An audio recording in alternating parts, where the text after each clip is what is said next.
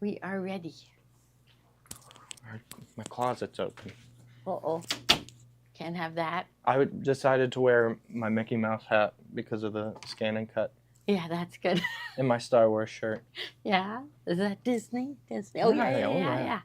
Uh-huh. Hi, Oh. guys. Ruth Ann's on. And Melva's on. Melissa, I appreciate all your kind comments everywhere. I really appreciate it. I mean, so many of you are out there, but Melissa, I do notice your wonderful, kind comments. So we're having so much fun with doing all of this, aren't we? But guess what? I was working on all day Sunday and all day Monday. I was working on projects that I had to use my squeezy snips over and over and over again. I mean, honestly, my fingers are so sore right now, it would hurt to squeeze these.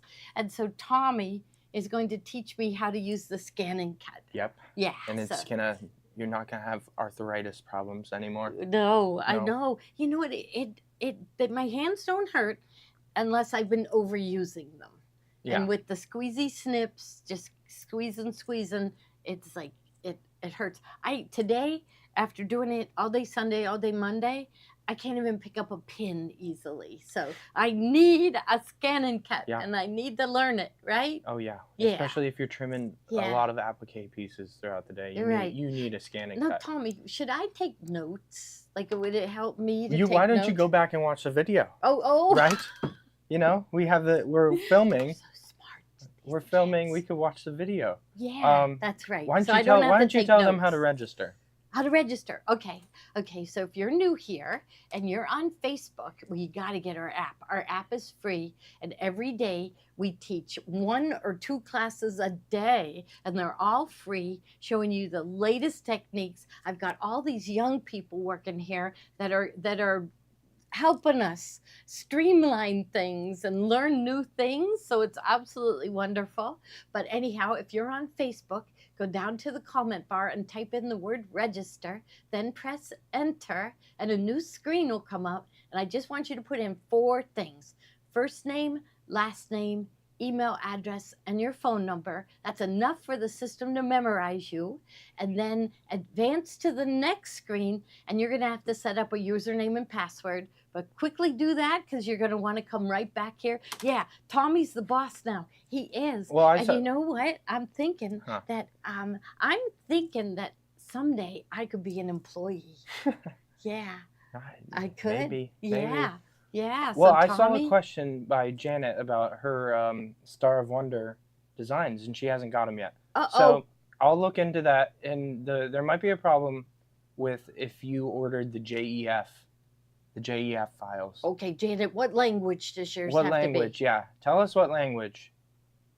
Okay. But we're having trouble. I'm having trouble. So Palette 11, which I'm gonna have to teach also, and how to convert all these files to kind of see what I go through to put these flash drives together.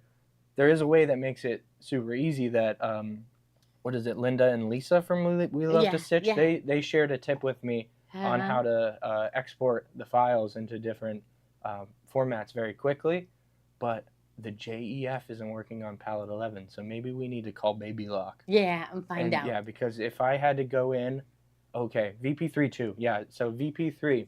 Let us know what other, we want to get you your designs, and I don't want you to wait anymore. So let us know if your machine reads DST, because it will work. Most machines do. Machines do. So find out if your machine can read the DST, and then he can send you those right away.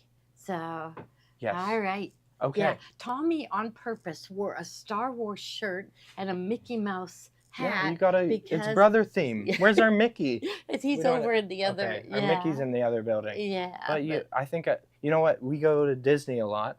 Maddie buys me all these Disney shirts. Yeah. And I can only wear them at Disney World, or else, I look like looks crazy. Yeah, I look like a crazy guy. But now you can wear them at work. Guy. Yeah. Now I can wear them at work. So every time I do a scan and cut or anything with brother, I'm going to wear my my Little Mermaid shirt. Did you have a Little Mermaid shirt? Yes, I have a Little Mermaid shirt. A button-up Little Mermaid shirt. And she buys the whole family matching. Yeah. So, yeah. You have to. So I could be a Disney dad when we go to Disney. Yeah. And so I could look like a fool. And she, she and likes it's okay because you blend right in. Yeah, it's okay. Yeah. There's a lot of Yeah. Now, there, also somebody just said, "Go slow for us, Yes, Tommy." of course. I'll Okay. make him So slow down. that's what I tried to do at the event. For those of you at the event, I tried to go along step by step with everyone, and Yes.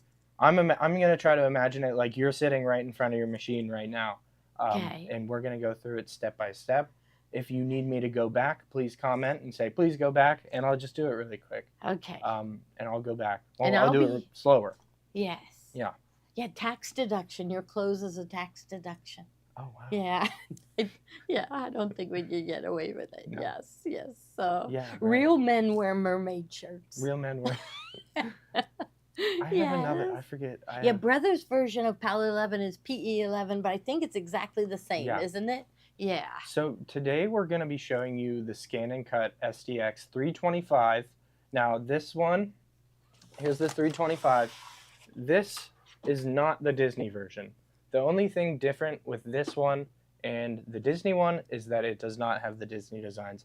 Maybe after we go through opening up SVG files today from Star of Wonder, we can go through and see what designs are in there because it has 1,300 different designs already on the machine. Wow. 1,300. Okay. Yeah. Okay. And there's several other they features. turn out great. He's been like that. The things you did on cardstock, Yeah. they were really Yeah, this is neat. only the beginning. So Right. we're staying very basic for today. We are going to. I want to do the rhinestone starter kit. Yes. And some of you probably don't even know what that is. Right. No. And if you like rhinestone, I can't be I can't wear you rhinestone. could. They if said you I could Disney, be. You could wear it at Disney. They were telling me I could be a rhinestone cowboy. Yes, you could. Yes. I can't, yeah, maybe at Disney, a Mickey Mouse rhinestone. But we'll talk about that a little later. But I guess we can go ahead and start getting into it. Or let's Yes. tell them what we're gonna do first. Which Okay. project? Okay. And So Kate, if you want to put the Star of Wonder in the bubble. Yeah. So it's a towel like this one. I don't know whether I brought that one no. over. I swear I've seen it. Oh, we could show them in the book. We could show them in the book. Okay, so in the bubble we have Star of Wonder. Do 114. So sold 114 is Star of Wonder. I know a lot of you already have this, but we are going to be doing a door on Star of Wonder. And here are my applique machine embroidery instructions. And we'll go to the table of contents, and we have a door at page number 3. Oh, first one. First one, so it's a good one to Okay. start on. And there's a door. And we're going to be putting this on a T-tail, similar to And how we I have requested Park right that here. one because the letters are really hard to cut out. Yeah. So I requested that. So- Okay. Okay. So our next step is opening up the flash drive. And your Okay. cutting files are on the flash drive, and you'll see pretty soon. We're going to go take the flash drive in here, and we're going to go plug it into our Scan and Cut. So we're going to switch camera angles, and we're going to take it over to the Scan and Cut. And if you need me to tilt it this way or move this chair. Uh-oh.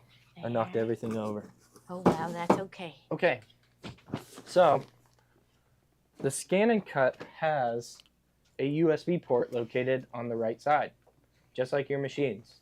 There's also another way to connect to a laptop or a PC if you want to connect directly to your PC.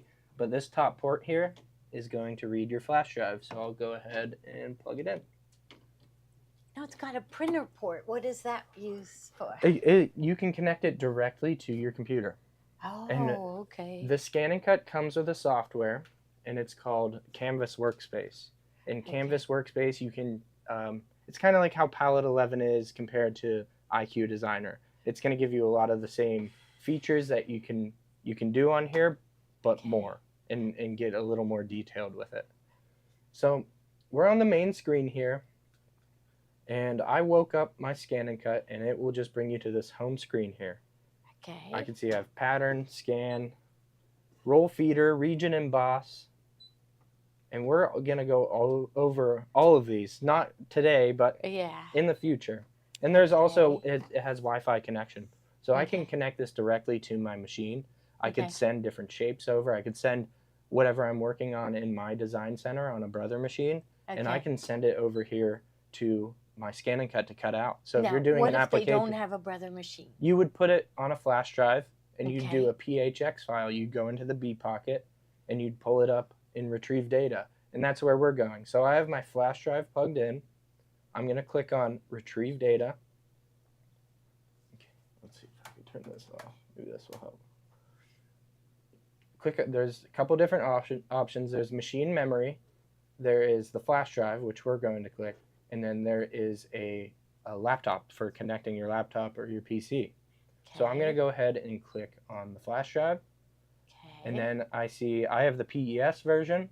So, and then I have my SVG files. Okay, and everybody's stick will have those? Everyone's stick should have these. If you don't have if you don't have the SVG files, let us know, and we will either email them to you or whatever you want. If you want a new flash drive, we'll try to get them to you.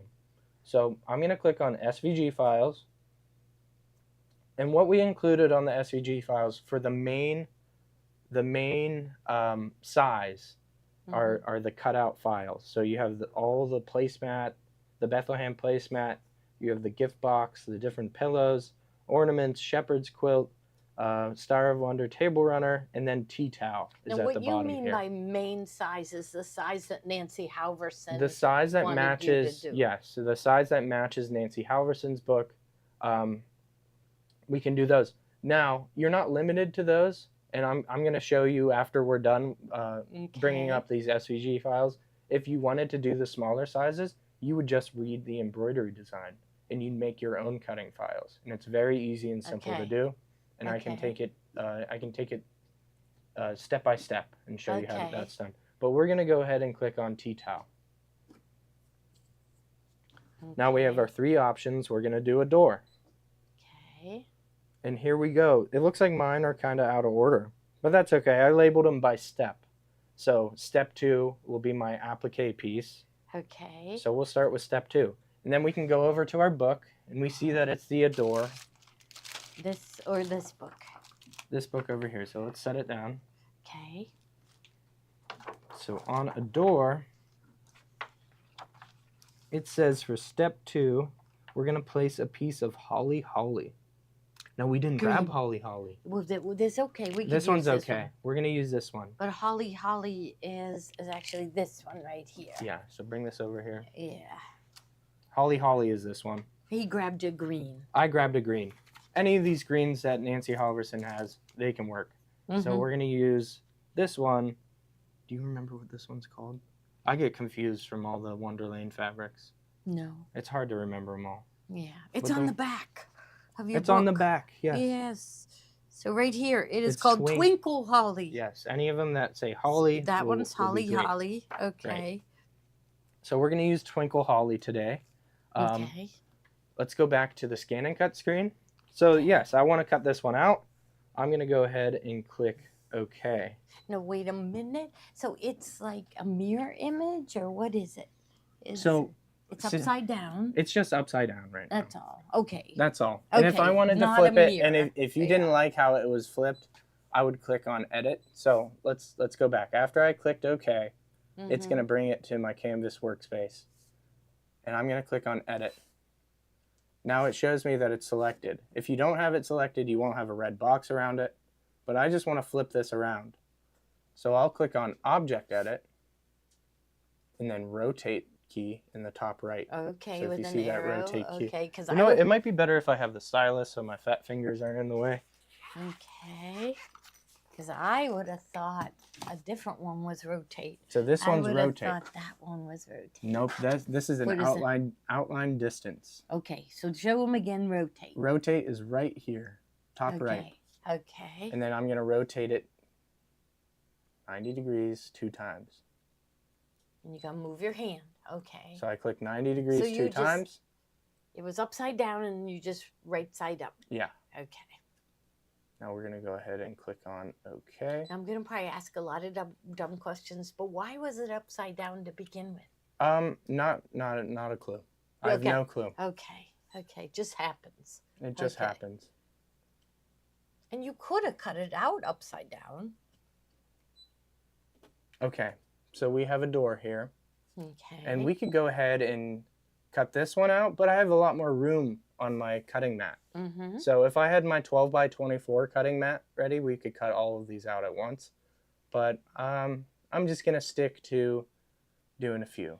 We'll see how many we could fit. So what size mat comes with the machine? A 12 by 12 standard mat comes with the SDX 325 and a 12 by 12 fabric cutting mat. Now the fabric cutting mat is for thin fabrics. Since we have something fused to the back of our fabric, we're going to end up using our 12 by 12 standard mat. And I'm going to show you that in a second once I get our artboard all set up. So we'll go ahead and click OK. Oh, not OK. Sorry. So we want to add another applique piece. So we're going to go ahead and hit Add. Click on Add. And then same thing before. To bring up your flash drive, you go to Retrieve Data. Then I'm going to hit my flash drive. Now I'm going to go over to my SVG files, all the way back down to the T-towel. Now you have different page buttons. If there were more folders on here and you didn't want to page down a bunch, you could just hit this bottom one here and it would take you to the very bottom. So I'm going to click on T-towel, a door. So there's 3 different T-towels, so the 3. Okay. And then step 4 is my next applique piece. So we'll see what step 4 is. And step 4 is the hay. Okay, I'll put it right behind, right there. There is the hay. So there's the hay. All right. Okay. But they're 2 different colors of fabric. Yeah. Okay. We're going to cut them out. It doesn't matter. Okay. We're going to cut them out at the same time. Okay. So we're going to go ahead and click OK. And it looks like it's overlapping my A right here. Right. So I'm just going to click on it and it will highlight that. If I accidentally clicked a door, it would highlight a door with a red box. But we're going to go ahead and highlight the hay. I'm just going to click and drag. Okay. And I'm just going to drag it out of the way. So what we're doing right now is we're adding all our applique pieces.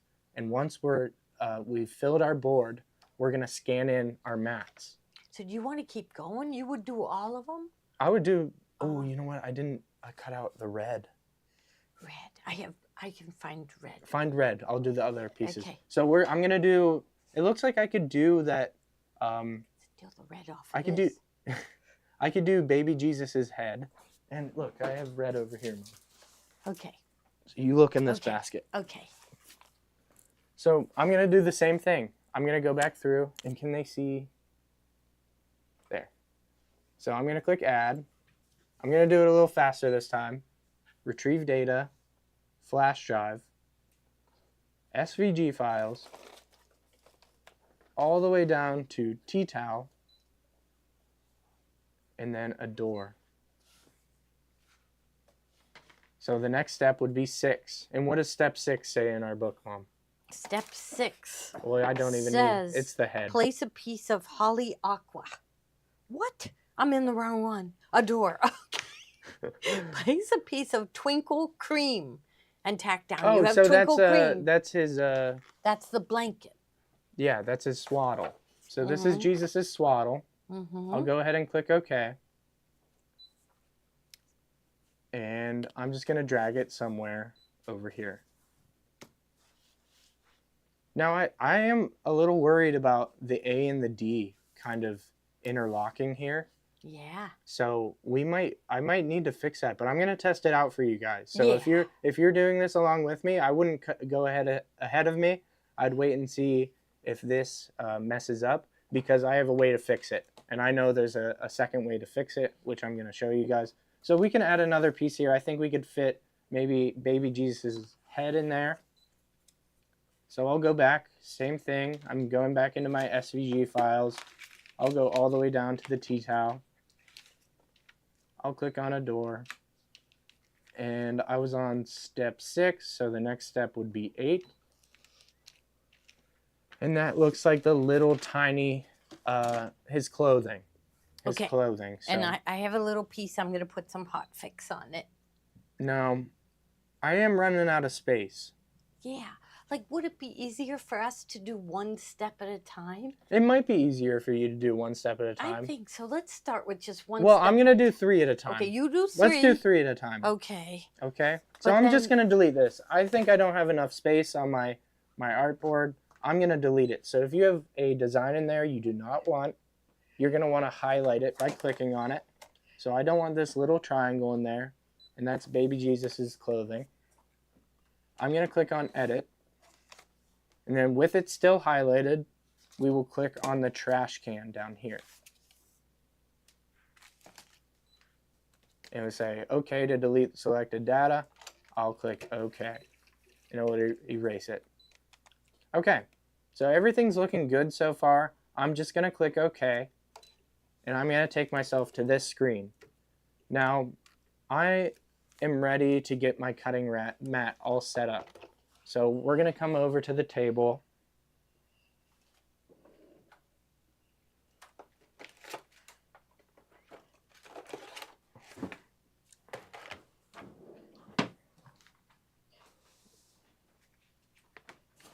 I'm going to move some of your stuff out of the way, Mom. Okay. I can take it all out of the way. So we had the holly that we need to put on the mat. So I'll put this over here. Here is the square piece for baby Jesus's manger, or not his manger, his swaddle. And then we have his hay. And this is a huge piece, so we might need to trim these down a little bit. Okay. Before we take you it to tell the me how mat. big and how you figure out how big. Okay. So let's go do that before we put it on our mat. Well, look, somebody said put the little piece up between the D and the R. Can you do that? that's not a bad idea. But Okay. you don't want to cut out all the pieces. No, I want But to go I would. easy. If you guys Once I got used to it, Yeah, I'd once do you it. guys get used to it, you cut let's- out all the We pieces, want to go easy. and it's going to cut out in like 3 minutes. You're going to cut out all your applique pieces. But we're going to grab our standard cutting mat. I'm going to leave the film on. There is a plastic film that comes with your standard cutting mat, and this is just to make sure your mat stays clean. You don't get extra fuzzies on it. But we are selling the mats. If your mat is worn out and you need a new mat, I believe sold 109 is our standard 12 by 12 mat.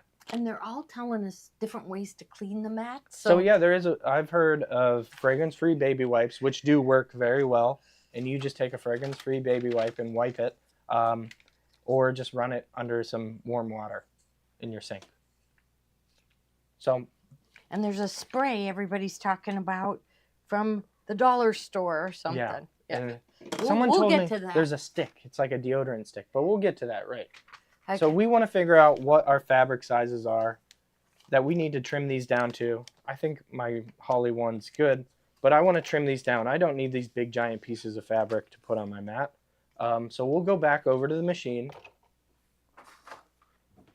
And Mom, you got to help me remember what dimensions I tell you. Okay? I better write this down. Okay. Okay. So Okay. the first one we want to do is a door.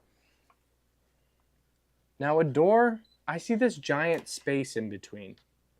Yes. I got to fix that for them. I guess so. I I mean, I do. wouldn't mind that, but they don't like wasting fabric. Yeah, you don't want to waste fabric. So I'm just going to tell you how I would see this entire size of the red square around here. So I have it selected. I'm going to click on edit. Then once you click on object edit, you'll get your size option in the top left here. So your very first button, you'll click on that, and then it will give you the dimensions of that red box there. Okay, so that's 4.9 by 10.22. So I'd want to cut it like 11 by 5.5. Okay, I'll cut it. Okay. Okay. Now you Go want easy. Editing can come later.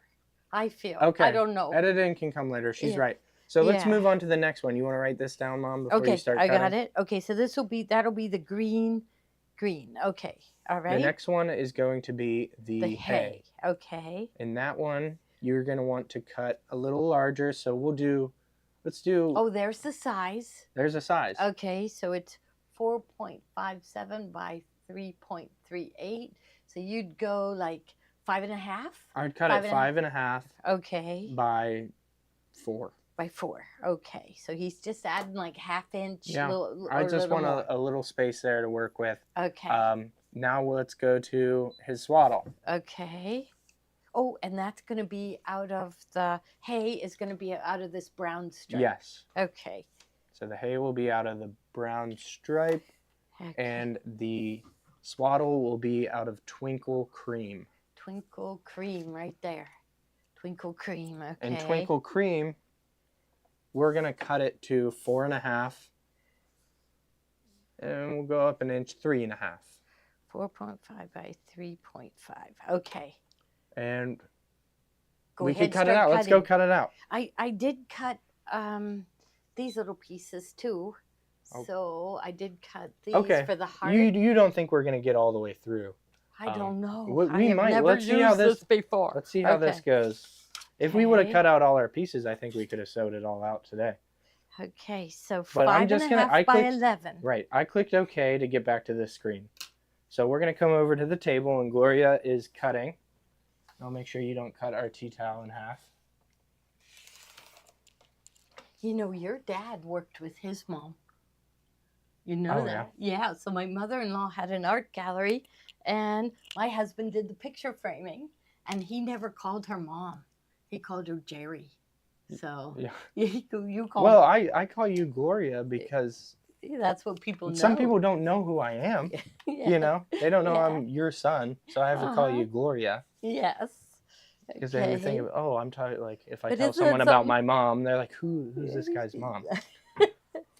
Okay. Oh, this cutting thing has so many numbers on it. Okay, here we go. So you thought 11. So I got it on 11. Okay, can't mess this up. Okay. Okay, so here, and you're leaving the paper on. No, keep the paper on. Yep. Okay, the paper is on. Okay, so the next piece, so that was the green. Next piece, the hay, you want it 5.5 by 4. You want a better? You want your favorite ruler? Yeah, this one.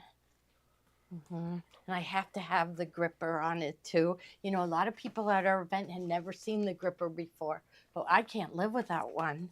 Okay, so the hay, you said 5.5 by 4. Yep. Okay, so what is this? Is this 4? This is 4. And so if I go over 5.5, I'm wasting less fabric. Okay, I'll go here. Well, I'll go like, see, that's what we're worried about, is wasting the fabric. Okay. Yeah, and by using your scanning kite, you could really save on fabric. And where I really want to save on my hands. That's true. Yeah, so, and I know everybody I talked to today and told them what we were making today, every single one said they have trouble. So if they have to cut too much. I know you're not worried about wasting fabric. No. You want to see her fabric? It's right here in the basket. Yes. Because I'm worried about saving time is what my thing is. Yeah. Time is very valuable here. So yes. If we just need to cut. Here's all her fabrics. This is a little different than how Ruth Ann keeps her fabrics. Yes. She like rolls hers up, right? Yeah, right, Ruth Ann, everything's really nice and neat. Okay, so 5.5 by 4. Okay. And next one I have is the swaddle, so it's the twinkle, 4.5 by 3.5. Okay. Here. And that's 4.5, and that is 3.5, right? 4.5 by 3.5, and we will waste very little. But really, what my thing is, the accuracy of the cut, because I know a lot of people have trouble cutting accurately, and then also saving on our fingers. Yeah. Okay. So we have our mat here. I'm going to take off the film. And make sure you save your film, because you want to keep that to make sure that your mat stays clean and, you know, nice and ready in your storage. So I'm just going to go ahead and take my first fabric. I'm going to place it at the top of my mat. So you guys are seeing it a little flipped. I know this is the top of my mat because it has the arrow. Some would think that this is the top of their mat because of this big area, but it's actually the arrow is pointing towards the top of my mat. Okay. So I'm going to go ahead and put this on the top. Now we do have a roller that I do not have on me right now. I have it in a box. Should I take it out of the box? But it's sold 104. Okay. Let me see if I can find it really quick. Okay. You know what? Let's not use the roller. Let's use the scraper. So sold 102 is this scraper. And this is very good for smoothing things out, especially vinyl. If you're using vinyl on your mat and you need to get any air bubbles out, you can kind of smooth it out on there. But I just want to make sure that it's laying nice and flat. We use this when we put up wallpaper, right, everyone? So it gets the bubbles out of wallpaper. Right. Yeah. So if you're putting up wallpaper, you could use it too.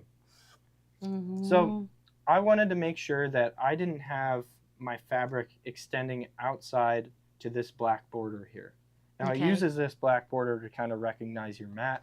Okay, and we're coming pretty close. That's pretty close, but I see some white there. Okay, you got to have a little white. Okay. A little white there. So that piece is good. It's laying nice and flush with my mat. Now, are you looking at your screen where you positioned it? No, and I'll show you why. Oh, goodness. You know why it's called a scan and cut?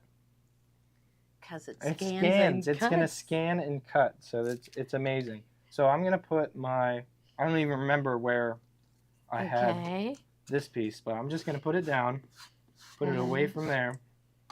Okay. And I'm going to put, Ooh. I don't, so that's going to peel my hot fix. So look at this. This is what he saw. Is that Let's my try paper? No.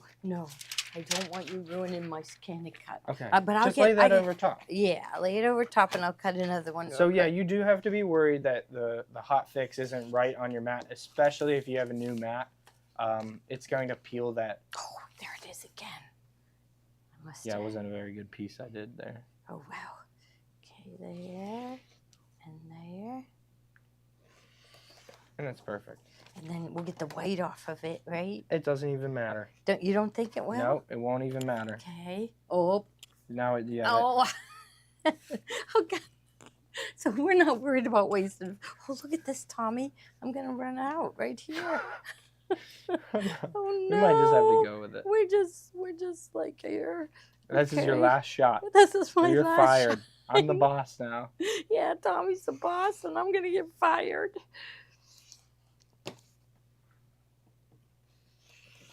Okay. Third try. There. Okay. Okay. So we're just going to put this piece right inside here. Now, which way you want your... We can also change that. So, but I think I want them right up and down like that. Yeah. You know what I always did is I looked in Nancy's book, and I see how she did it. Because Nancy's turns out perfect every time. What would Nancy do? Yes. Yeah, what would Nancy do? WWN. Yeah. ND. Yeah. Okay, so I gotta find it. No. A door right here, and you can't even tell. You can't even tell. So she had a different material there. Right, but see, this book was written in, I think, 2007. Yeah. And they had different fabrics. Yeah, different fabrics. So okay. Our mat's looking good. Yeah, it is. Okay. We're gonna come over to our machine. What about the little heart and the other thing? Mom, we're not worried about that? You told me you didn't want to cut it all out at once. Well, okay, so, that's all right. We may have been able to like squeeze things in here and fit it all on here. What you would really need though, to make sure everything fit, is the 12 by 24 mat. Yeah. And we have the 12 by 24 standard tack mat and sold 110. And that's the lowest price you'll see it anywhere. So it's $44.99. You're gonna want this mat, and it doesn't come with a machine. So just saying, I would never fire my mom. Congratulations, Tommy, on your promotion. Yeah. But yeah, if we had the 12 by 24 mat out, we would do this no problem. Okay. But we are going to take this mat over to the machine. Okay. I'm coming over to watch. Well, I can watch on the screen. Yeah. Okay. So, how do I put this thing in here? Yeah. No, okay. So what we're going to do is we're going to flip open the front tray. Okay. And I see another problem. So I got to set my mat down. Okay. What I need to do, look at my tray. This is a broken one. Oh. So this happened at the event. Yeah. I know who broke it. Who did? Not me? Okay. No, it was an accident. Yeah. But anyways, you're going to have 2 cutting blades that come with this. So I have a fabric cutting blade. Now I would use the fabric cutting blade if I was just cutting fabric. Okay. But I'm using the standard cutting blade because we have hot fix fused on the back. Okay. Okay. So I'm gonna grab How'd you know to use the standard, or did you try it out? It's just trial and error, Okay. and also it should say in our description too for each of these products what thickness material that this one's gonna cut out for fabrics, and it's for thinner, quilters cotton fabric, medium weight quilters cotton fabric. Okay. To and the lightweight. Standard one will cut thicker. Standard is you're gonna cut thicker. You're gonna cut vinyl. They also have a deep cutting blade. But we have this standard cutting blade.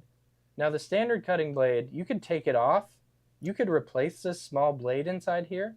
You can see it's just a little X-Acto knife. Oh, yeah. So I'm going to show you in the product selection we have up for you. You can buy just the replacement blades, and you can either buy just the holder if you wanted to. If you cracked your holder or broke your holder or lost it, you could buy a new holder. And this little replacement blade just pulls out. But I'm going to go ahead and put this part back on. Just screws on. It just screws on. And sometimes you might need to unscrew it to clean out any fuzzies that you have in there. One time I was cutting a vinyl, and it wasn't a very good vinyl. I was just testing things out. And my blade wasn't cutting. I thought it was dull, right? Okay. So I just took that cap off, and there was tons of vinyl inside of it because it was a very junky, cheap material. Okay. But I just cleaned it. I blew it off, cleaned it, and I was ready to cut again, and it was like I had a brand new blade. So I got my blade. And my blade, I want to make sure this brother is facing out towards me. All I'm going to do is take my blade and drop it in there. Now, you have this locking lever here. If I'm going to put this lever down. If you have any resistance, you didn't put your blade in fully. Now, you don't want to press your blade, or you might get it stuck. You might jam it in there. All I'm going to do is just gently tap it, and it will fall into place. Okay. So now when I put my lever down, it's just going to lock into place. Okay. Okay? So I have my blade ready. It wouldn't let you lock it in place if you didn't have it in all the way. Now, if you didn't have your blade in correctly, when we go to cut, it's going to just say the cut pressure is dash dash and the cut time, and it will say dash dash. And that's just indicating that you don't have your blade in correctly. Okay. So I have my blade in. Let's grab our mats again. Okay. So with my arrow pointing towards the machine, I'm going to want to insert my mat. I hope I didn't grab the broken cutting machine. We had a cutting machine break at the event. So it's very important that you put your mat in correctly. There's 2 indents on either side here. And that shows you where your mat should be going into. So I'm just going to make sure it's between those 2 indents. And right underneath the roller, you see the right indents. There. Okay, it's like guides. It's guides. It will guide. It's to guide your mat in, and you just want to place it just underneath the rollers. Now, if we go up to our screen, and up on our screen on the right-hand side, there is a mat loading button and unloading button right underneath your home button. So I'll go ahead and click the mat loading button, and it will suck the mat in, and it will recognize the mat. And if you did it right on your screen, it should just go back to the screen, and your mat's just going to hang off there. You can see that it just goes in like an inch and comes back out all it did again. Was it has these small registration marks here. It was using the scanner to read those registration marks to see what mat you had in there. Okay. Okay, so now we're going to go to the screen. Okay. And we're going to want to scan. Okay. So I'm going to click on this button right underneath Edit, the one in the middle, and that's to scan my mat. So if I click on that, it will say to scan. Now, before you start scanning, I would recommend everything behind your machine is clear and free of debris. All right. And we are going to make sure that area is clear. And now I'm ready to start scanning. Also, I want to make sure that my fabric is still flush because I don't want it peeling up into my machine and damaging my machine. So you're looking for bubbles. I'm looking for the corners coming up, which everything's looking good. Okay, how about right there? It's just, yeah, okay. Yeah, that's good. Okay. Now I'm ready to start.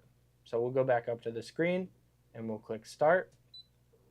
And it's gonna suck it into the machine. And it's just scanning and it's coming out the back. Now the scanner can scan. It's going back in. If any of you are familiar with DPI and dots per inch, yeah. The higher the dots per inch, the better the scanner.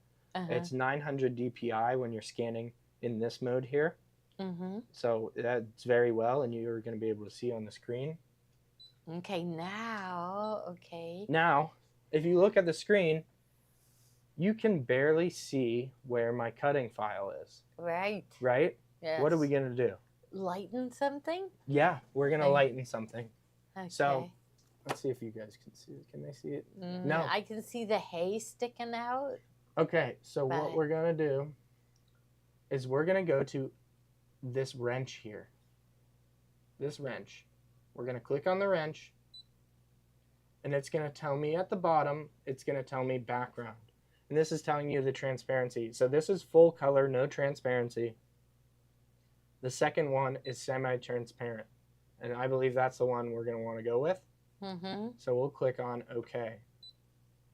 That's good. Much better. Yes. Now, what I have to do is I have to line all of these up so that it's within my fabric. Okay. And now I have this one flopped with that one. All we're going to do is you can either click and drag. So I'm going to click and drag and just make sure this one is fine.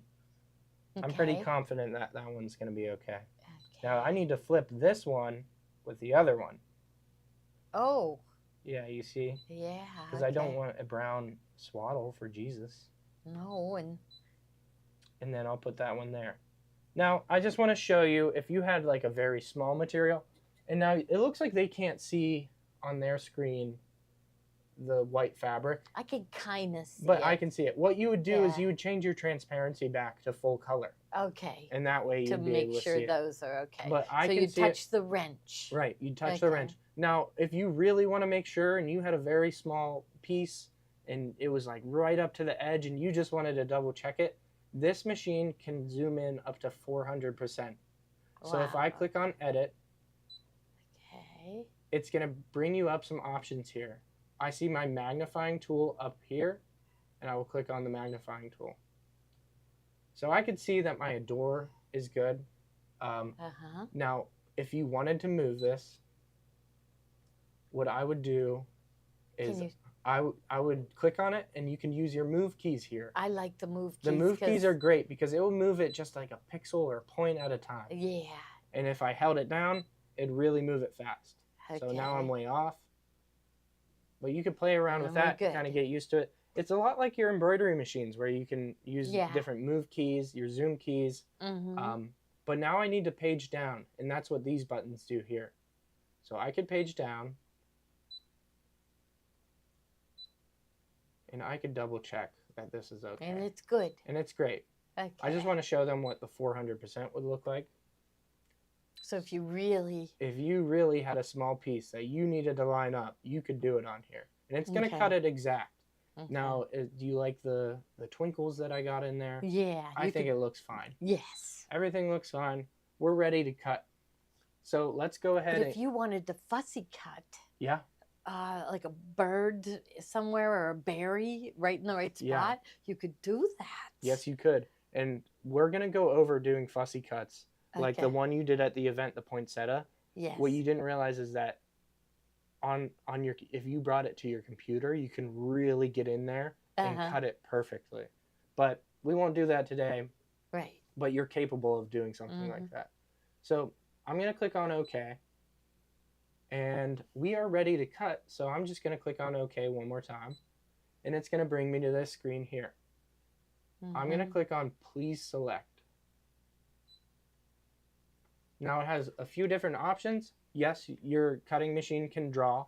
It can emboss. It can glue. Wow. It can, whatever foil means. It can Yeah. pierce. It's unbelievable. Yes. I want to go through every one of these Yeah. with all of you. That's great. And just go through its different capabilities and what it can do. But we're going to be cutting today. So I'm going to click on cut. So now I see in my settings one thing that I do not want on, and that is half cut. Okay. Now half cut is what we did at our event to put our designs on our mugs. Uh-huh. And what half cut does, it will actually recognize what pressure it needs to just cut the vinyl and not the carrier sheet that it's on. Okay. So, but we want to cut everything. We want to cut everything. So I'm going to go into the wrench. Let's go back. Wrench. Okay. I'll click on wrench. Uh-huh. One page down. And then at the top you see half cut. Uh-huh. And we want it off. Okay. So we'll click off and we'll click OK. Now we're ready to cut. We have this test cut here, and all this test cut is going to do, if I click on it, it's going to give me this small triangle.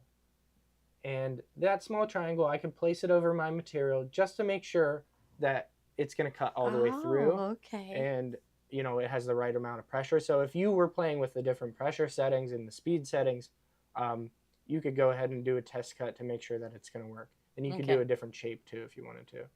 But we're not going to worry about a test cut. I'm confident that this is going to cut out perfectly. Okay. Now, I know it's going to trim off the adore, Yeah. but I think that's going to be okay. Okay, you mean with the being so close to the D? Is that what you're worried about? Yeah. Okay, well, let's just see what happens. Yeah, we might need to go back in and cut the D, but I'll show you how to do that. Okay. And if we have a little fabric left over. But if we have to snip something with our snips, I'd be all right with that. Okay, so what I did was I clicked start. And it's going to take the blade, it's going to press it into the fabric, and it's going to register how much pressure it needs to cut through this material. Okay. And now it's cutting? And now it's cutting.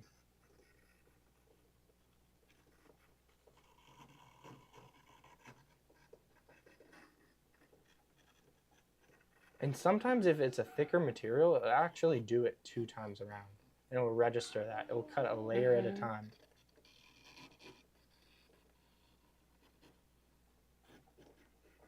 Susie's at a hospital. She has to keep her sound down so she couldn't hear. But are the A and D supposed to overlap? No. No, they're not supposed to overlap, but I'm hoping that it's going to work out anyways. Okay.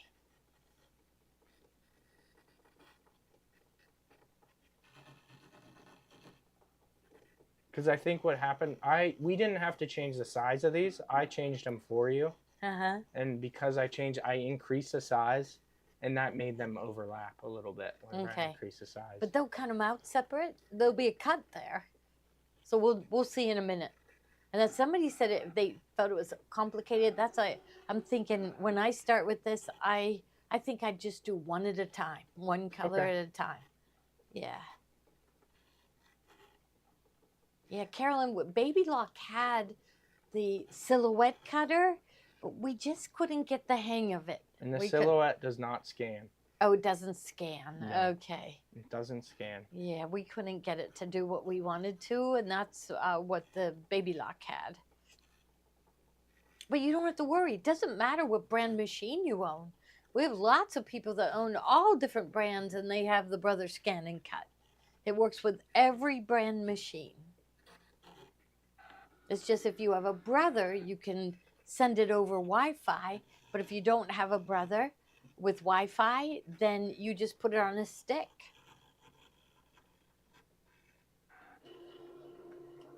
Okay. Okay. It says finish cutting. Okay. Do you want your little tools here? Yeah. So or do you want to bring it over here? So what we have to do first is unload our mat.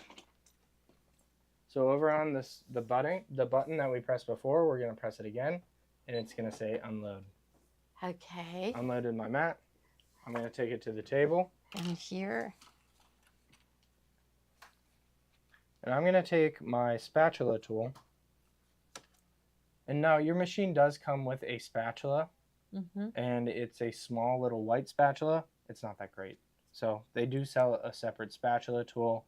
And I believe it's sold, if you scroll up, Kate, on the products. It is sold, keep going, sold 103. So we'll go ahead and just use our spatula to scrape up our hot fix. And you can see it's coming right up. Oh, my phone is ringing. Uh-oh. They're calling me, telling me to go vote. Oh my, how many calls have you gotten today? 500. Yes, he's been getting tons of calls. I don't know why I'm getting so many calls. I've been getting a lot of text messages too. So you know what? I don't think it's going to matter too much with the A and the D. Ideally, I would have wanted that out of there. Mm-hmm. But I'll peel these up. And it doesn't matter if the hot fix is coming up, but here's my D. Perfect. Perfect D. No, it was cutting out a little strange. To be honest, like I thought it would have been cutting out a little smoother. But it was kind of jagging around. I don't know if that's something I did wrong. Maybe did you hold your iron on your hot fix 30 seconds? I did. You could tell by feeling whenever we peel it up. But it cut it out perfect. And maybe because we didn't have the roller. Maybe. But look at that. How long would have it taken you to cut out forever. this little tiny piece in here? Oh, yes. Like it cut that out for you immediately. Now, if I was too confusing by doing this like three at a time. I think we're all right, really. Yeah. You know what? People at the event got a pretty good hang of it. Yeah. And they were all afraid. They were so afraid that they wouldn't be able to do it. Right. And that it would be too confusing. But they did a great job. And how long did that take us to cut those out? 3 minutes. Right. 3 minutes to cut those out. And I didn't even have to touch a pair of squeezy snips. And you might not have to. If we place this correctly. Even if I had to press them once in a while, but it's just all the cutting. So did we hoop our tea towel No, yet? I was going to do that while you're... And look at this. Look at cutting this. Oh my goodness. Look at that. How hard would have that been to cut? Really hard.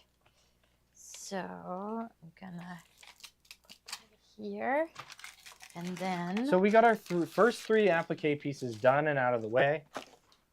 And we can see that this swaddle is going to go right over top of this manger here. But we can go over to the machine now and start it up. But we're going to first get it hooped. So Gloria is going to show you what she did to hoop these projects. Yeah. So here, okay. So I want, now what towel am I using? I do like the one with the stripe that we did use. I'd like to press it a little bit. It's a little bit wrinkled. So here, you hold on to this.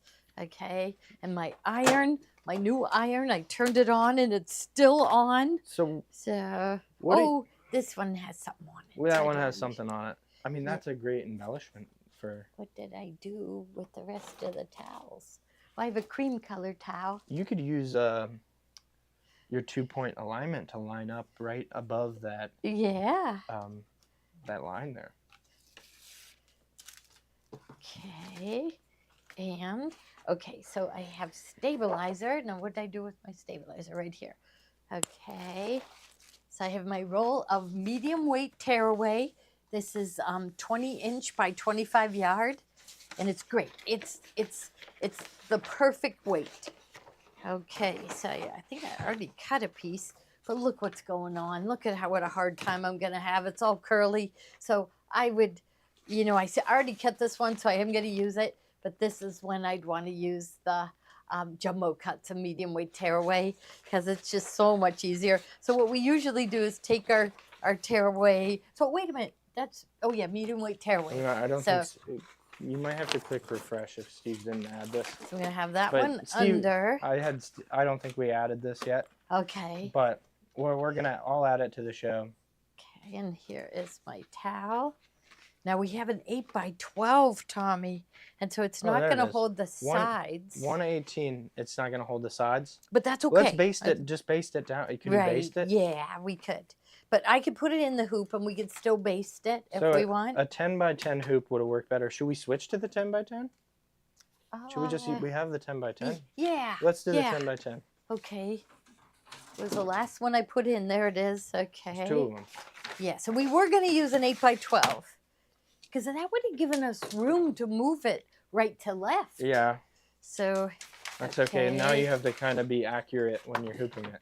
Yeah, because how long is this? If you wanted to use a sticky back we better check that. How big is this? It's 10 point. Oh, I have to be very 10.4. Yeah, you have to be very exact if you're using. But you could use a sticky back, right? It would be hard to peel up. No, I mean you could do that, but we're gonna give it a shot.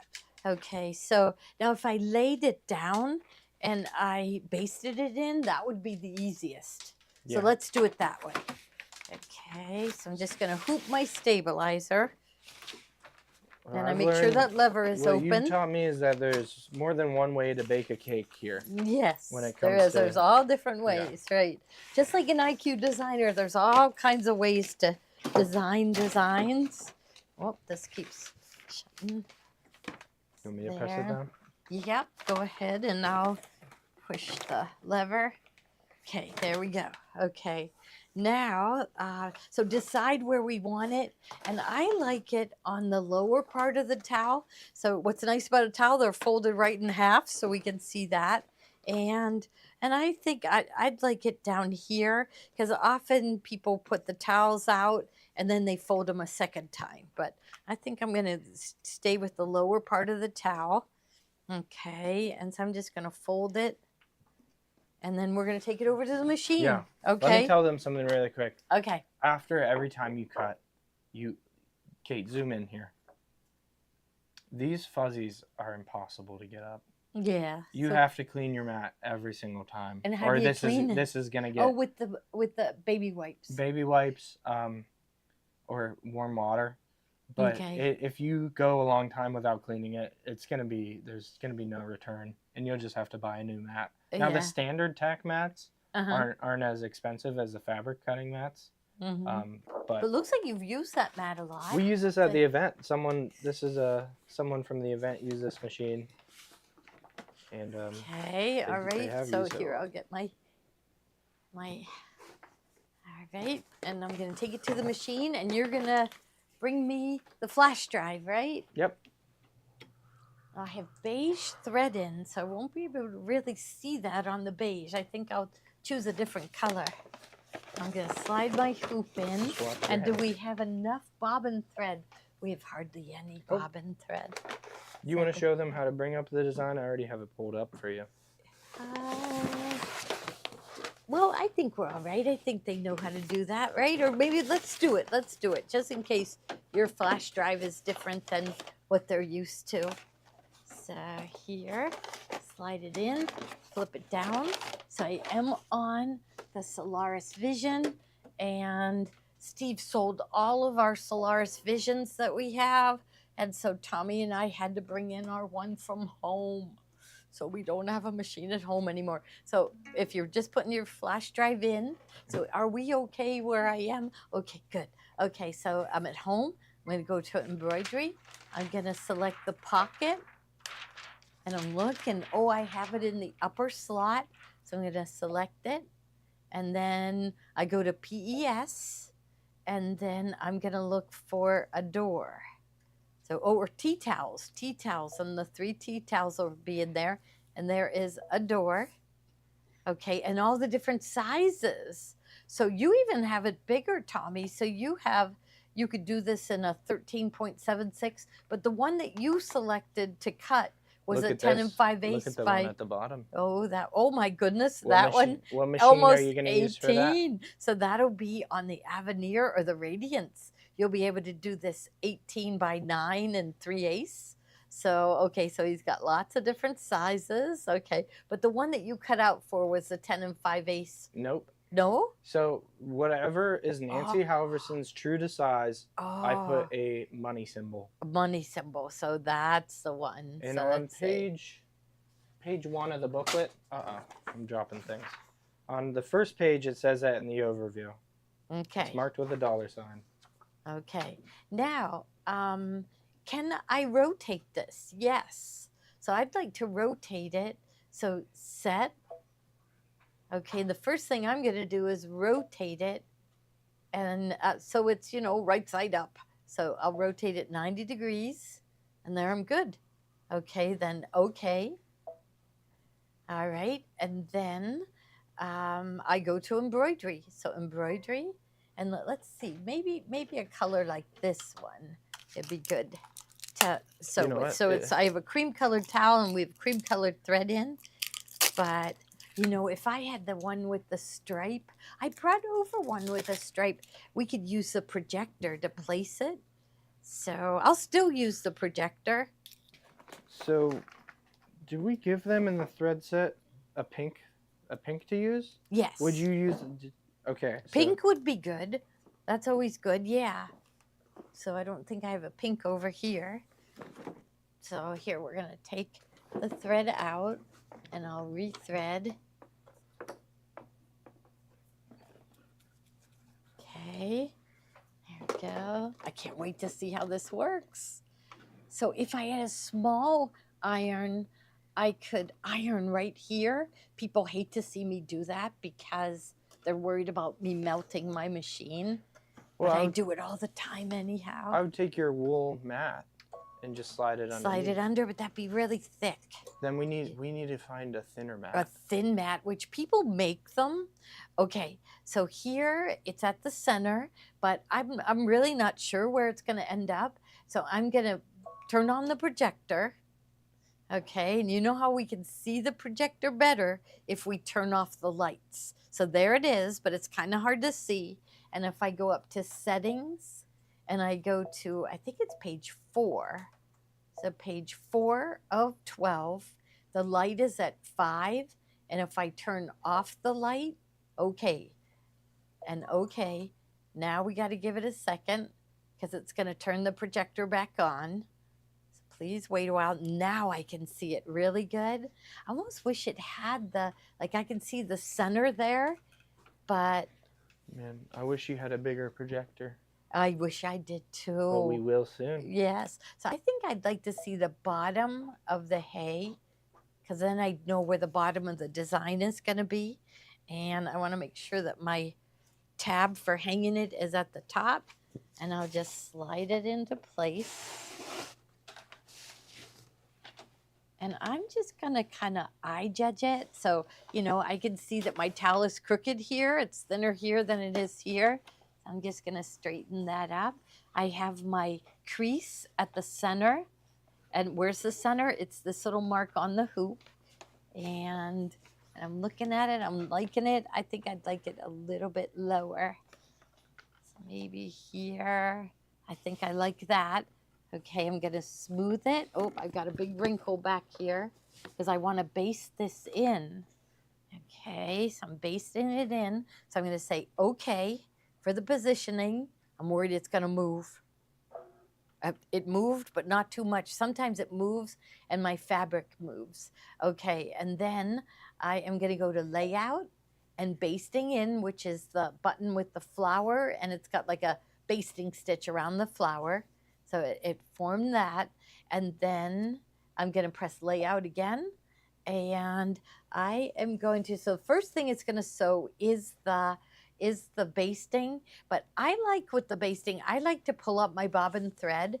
So I'm going to take it, I'm going to press my plus minus button, press plus once, and it's going to go up. Okay, so there, because you know, sometimes, I don't know, sometimes it doesn't catch that bobbin thread. Now I'm going to turn on the light again. So I'm going to go to settings, page 4 of 12, and the light is off. And I always like the brightest light, number 5. Okay, so I've got a hold of my bobbin thread, but it's hard to pull. That's because my presser foot, that door is shut at the top. So I'm going to go presser foot down, presser foot up. Now it's going to be easier to pull my thread. And I'm just going to go needle down, needle up. And of course, I don't have my tweezers. Let's see if I can grab that bobbin thread. And of course, I don't have my tweezers, Tommy. I may make, oh no, my tweezers are here. Okay, there's my tweezers. So you saw me struggling to get that bobbin thread. These are my favorite tweezers for this. And I can grab that bobbin thread. It gives you like a full 1/2 inch to grab that thread with. So I'm just going to pull it up to the top and put my finger on the thread. This is only when I'm basting. That's the only time. So there. And just let it stitch a couple stitches. Then I'll stop it and I'll snip. But this time I didn't bring my snips.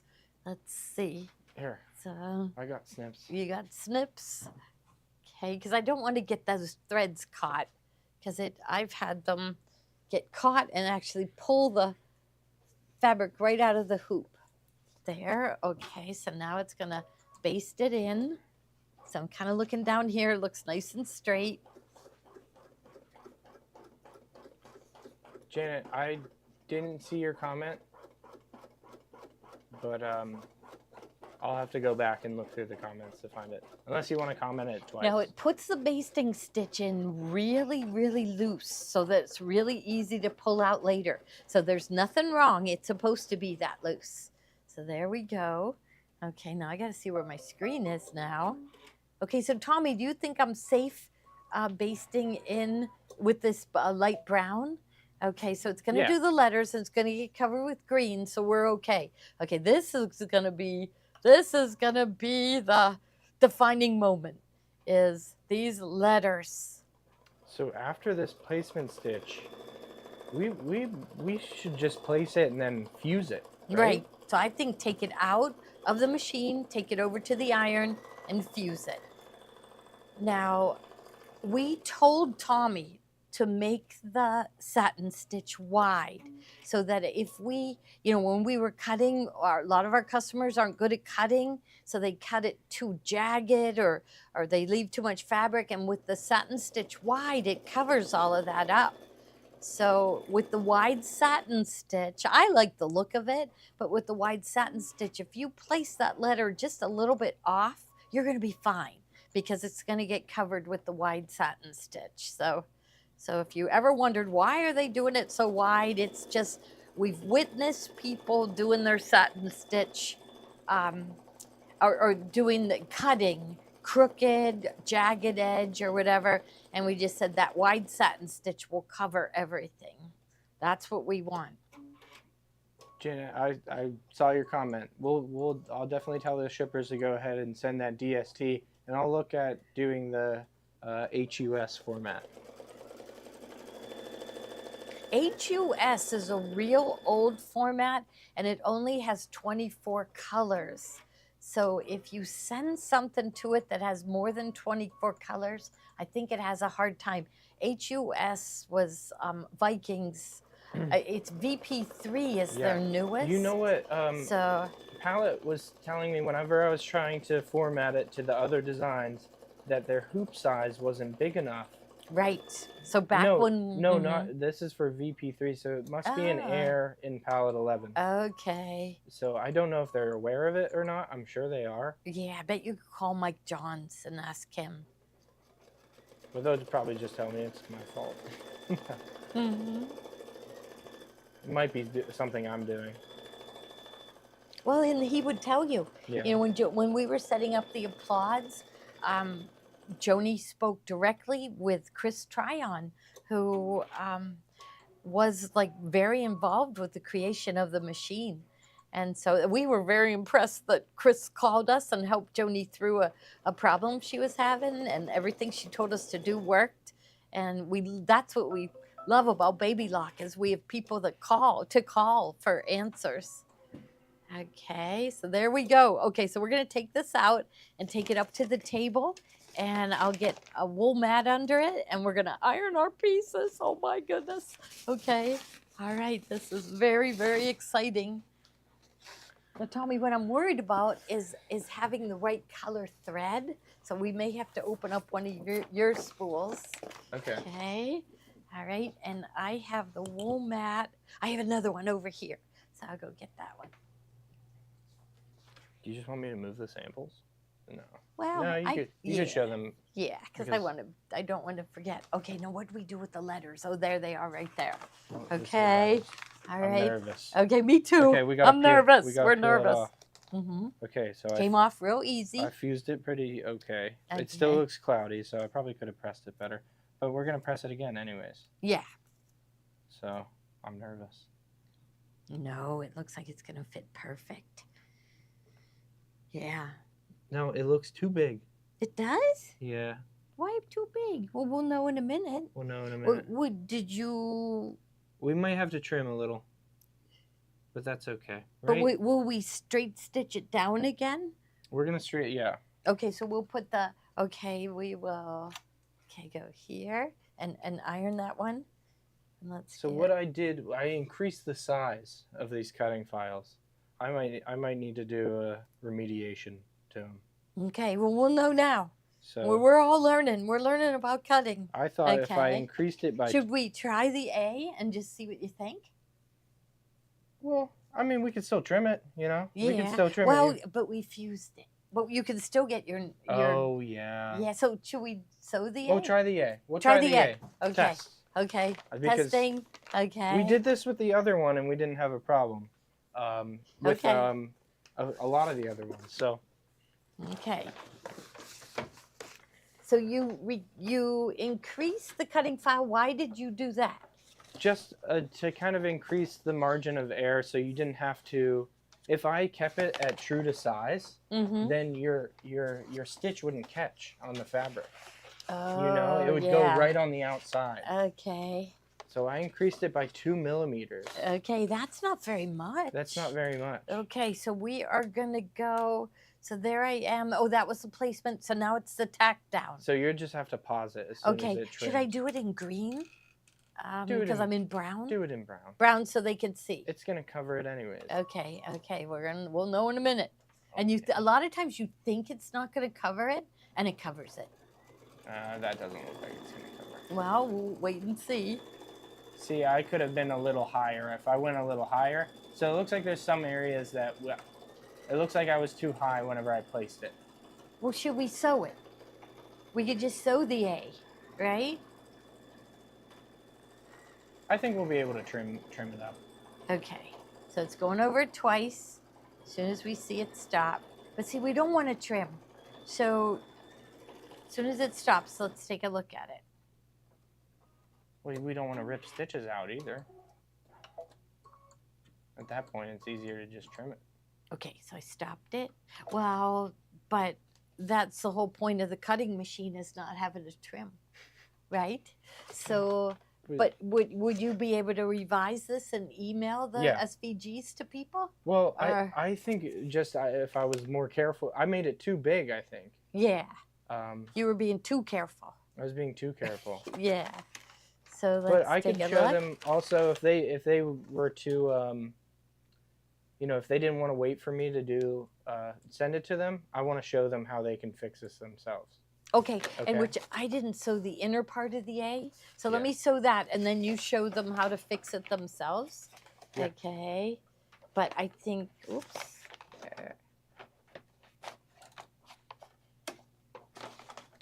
Okay, so it's just about to do the inner part of the A. We're going to take a look at that.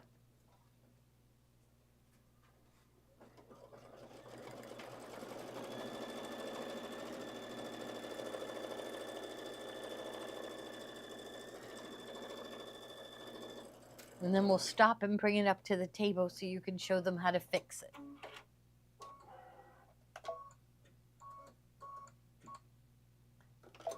Okay.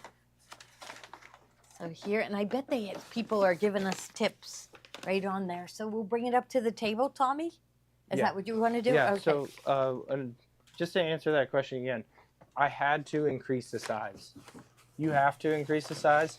I was worried that the default size increase that it had wouldn't be enough. Yeah. So I was worried that like you had to be too accurate when placing it. So I increased it to 2 millimeters.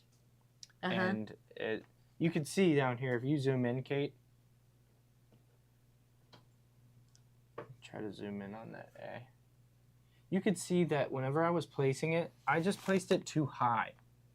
Or too low, I mean. That's why I grabbed the bottom a little bit. If I was more careful with my placement, but that's what I wanted to avoid, is being too careful with your placement, you know? Yeah. But I guess there is no avoiding that. You do have to kind of just really place it. So what we would have to do is just trim it. But we can go to the machine, our cutting machine, and I'll show you how to take the embroidery file and make your own cutting file out of it. So. Okay. Okay. So they have a way they can fix it. You can fix it yourself, and I'm going to take you through this nice and slow, and we're going to do just the door on this one. Okay. And what you need is your flash drive, though. So the amazing thing about having the Scan and Cut SDX 325 or the 330 is that it reads embroidery files, and you're going to be able to make your own cutting files. So usually add 0.02. 0.02 is 0.5 millimeters. 0.02 inches is 0.5 millimeters. The default, and how I made these cutting files, is that I took it to Embrilliance, and Embrilliance will automatically default at 1.5. So that will make it so it's 0.75 or 0.07 or 0.75 millimeters larger on either side of the stitch. Okay. Okay. So but he's going to show us how to take any applique embroidery file. Yes. And so if you run into a mistake where the designer didn't know what he was doing and he messed up, you could say, okay, I'll just fix this myself. Okay. So with the Scan and Cut 325, what I'm going to do is I'm going to go back to the home screen. Green twinkle fabric ready again, because I think we don't have enough. So I'm taking my flash drive, and just like that slot before, I'm going to put it into the USB slot. Make sure it's plugged in. And now we're going to go to Retrieve Data. So I'll click on Retrieve Data. I have my stylus somewhere. Okay, so Retrieve Data. This time, when I click on the flash drive, I'm not going to click on the SVG file. Okay? What we're going to do is click on the PES folder. I'm going to pull up that embroidery design right on here. So when I go to the PES folder, I'll click down to my T-towel. Click on T-towel. And now I will click on a door. And I'll click on that file you wanted to use. Now, since I didn't do the SVG for the other ones, if you wanted to use a different size hoop, you could do any of these other sizes, but I want to show you how to fix the one that I had messed up. So here we go. Since this is a Brother machine, it's automatically going to convert it to Brother color thread. So I'm going to go ahead, I'm on this screen here. I'm going to click on the heart, or not the heart, the flower right there. And it's going to tell me my exact size of the design. Now someone said 0.02. So I'm going to listen to what they said, and I'm just going to increase the size to 10.31. And that's also going to change the bottom here. So if I click on that,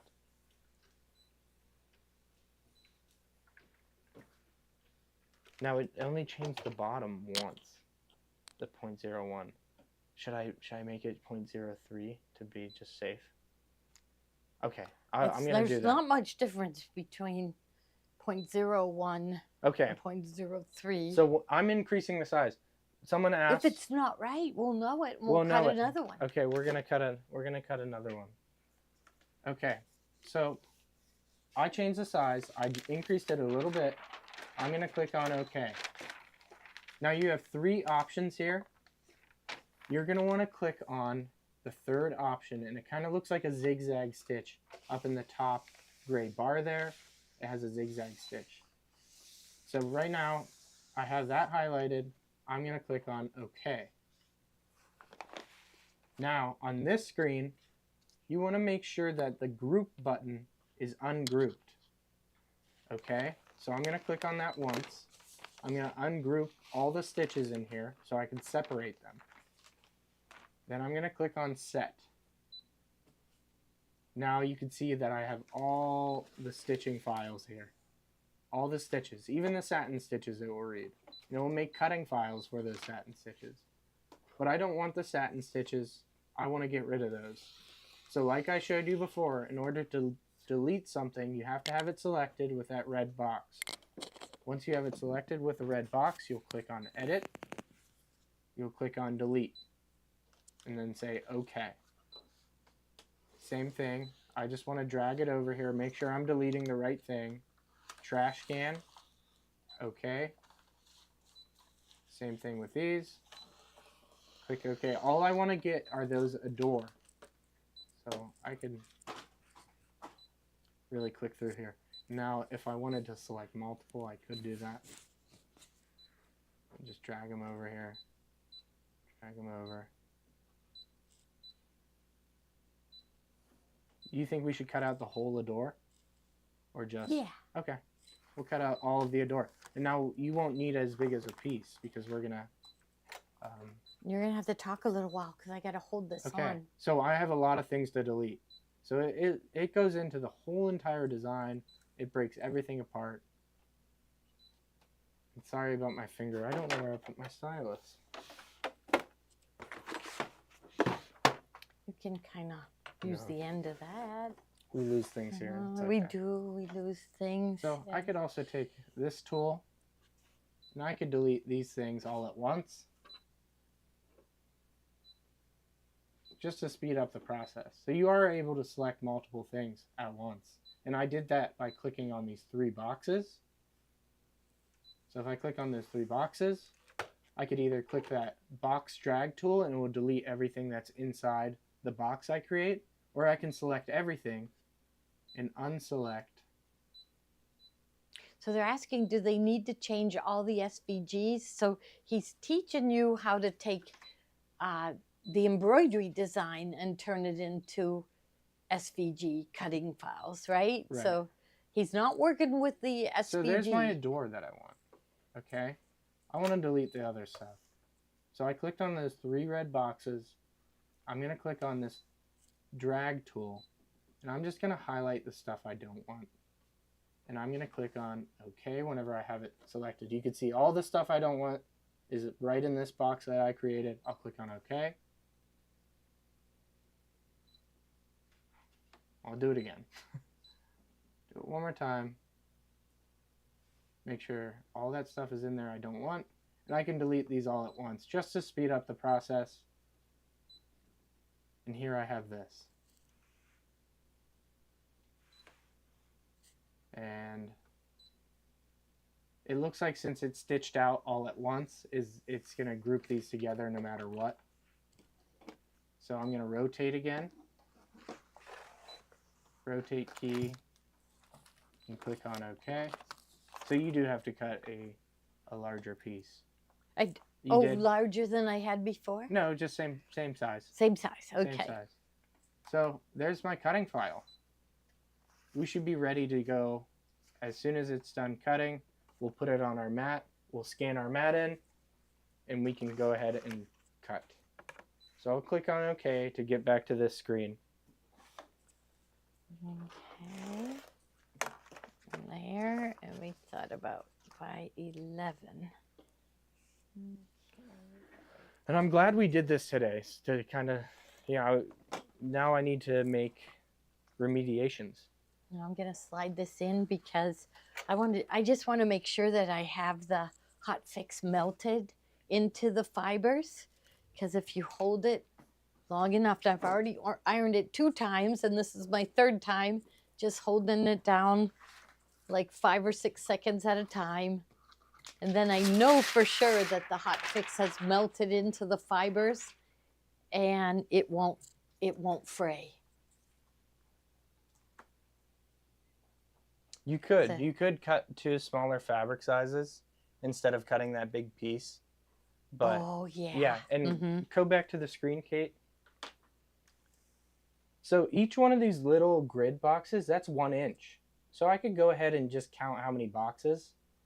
And if I wanted to do, let's count 1, 2, 3, 4, 5, 6 by 1, 2, 3, 4, 5, 6. I'd do a 6 by 6 piece for that one. Okay, but I cut it 5.5. You think I'm okay? 5.5 by, wait, okay, so what are you counting? The little squares? The little squares. So I counted this one down here. 1, 2, 3, 4, 5, 6. Yeah, but that's okay. I get 5.5's gonna work. 5.5's gonna work. Okay, so like 5.5 by 6. No. Or 5.5 by 5.5. 5.5 by 6 is fine. Okay, but then I cut this 5.5 by 11. That's fine. Let's just leave Is it at that. okay? She just had a good idea. Like instead of Yeah. wasting that middle fabric, Right, because you could they cut don't it. like wasted fabric. No. I have another piece I'm getting ready just in case.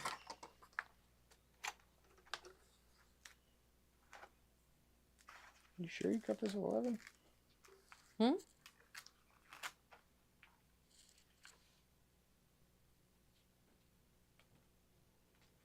So I'm just placing it on my mat again.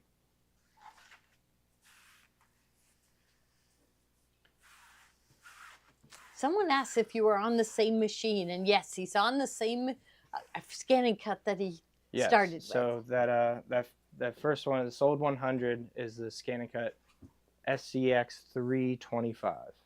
So if we come back to the machine, I'm going to take my arrow, make sure I'm loading it in correctly.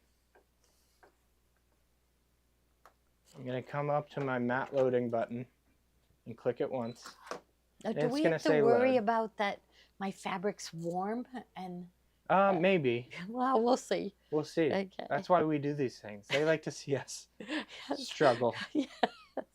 Well, then they won't make the same mistakes that we do. So we're testing. If we edit this, you won't see our mistakes, and the mistakes will happen to you, and you won't know what to do. Okay. So now if we go back to the screen, we are going to click on that scan button and press start. Saw my corner coming up. No trade-ins on older scan and cuts. Or no. We've had a couple people ask us if they could trade in printers, and no, they don't do trade-ins on scan and cuts. They don't do trade-ins on the printers. Okay, so it scanned it in fairly quick. I am just going to click and drag here, and we're just going to cut these out to see how this turned out. Okay. And mine's in there. We'll go back to please select. Now when I go to cut again, it saved my previous cutting settings, so I don't have to worry about changing my settings again. Okay. So I'll click start, and it says 3 minutes.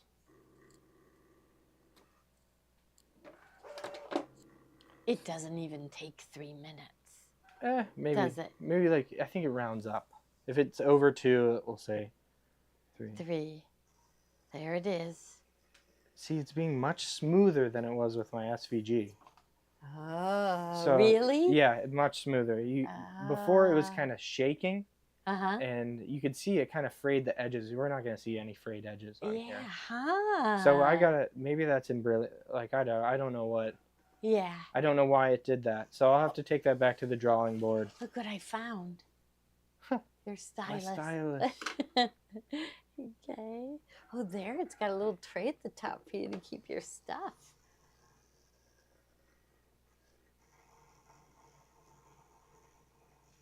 Did you notice that, Kate? That it was kind of like shaking whenever it was cutting? I didn't, because I haven't seen it very much. Yeah. And you said it's moving smoother now. Yeah, so if I were to go back, I'd say don't touch my SVG files. I need to fix them. Okay. But I cut out other ones before, and it worked perfectly. Strange.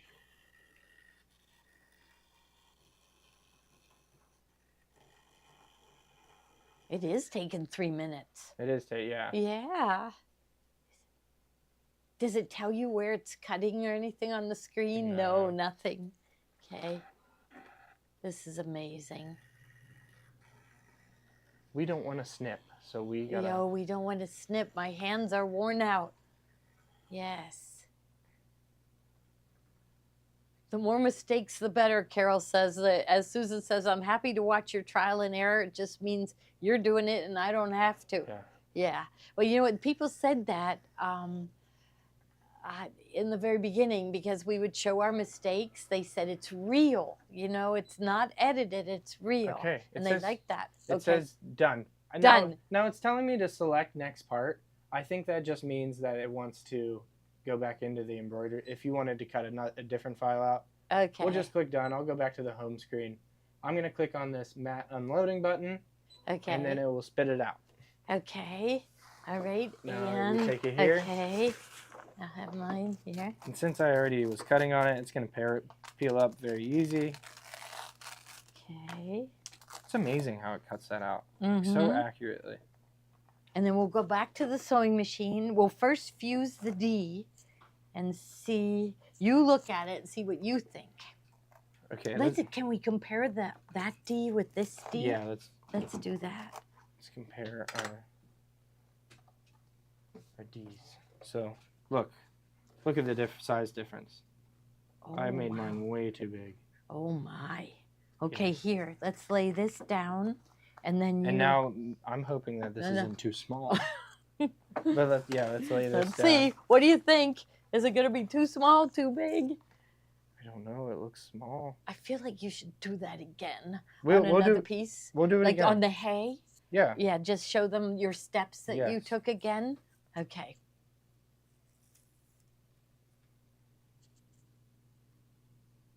See that? Perfect. That is perfect. Okay. I'm sorry if my You head's get in it the way. positioned. No, your head Now isn't in the way. See how it's kind of, that's not big enough. Yes, it is. No. It doesn't. Well, we'll see. We'll see in a minute. We'll see in a minute.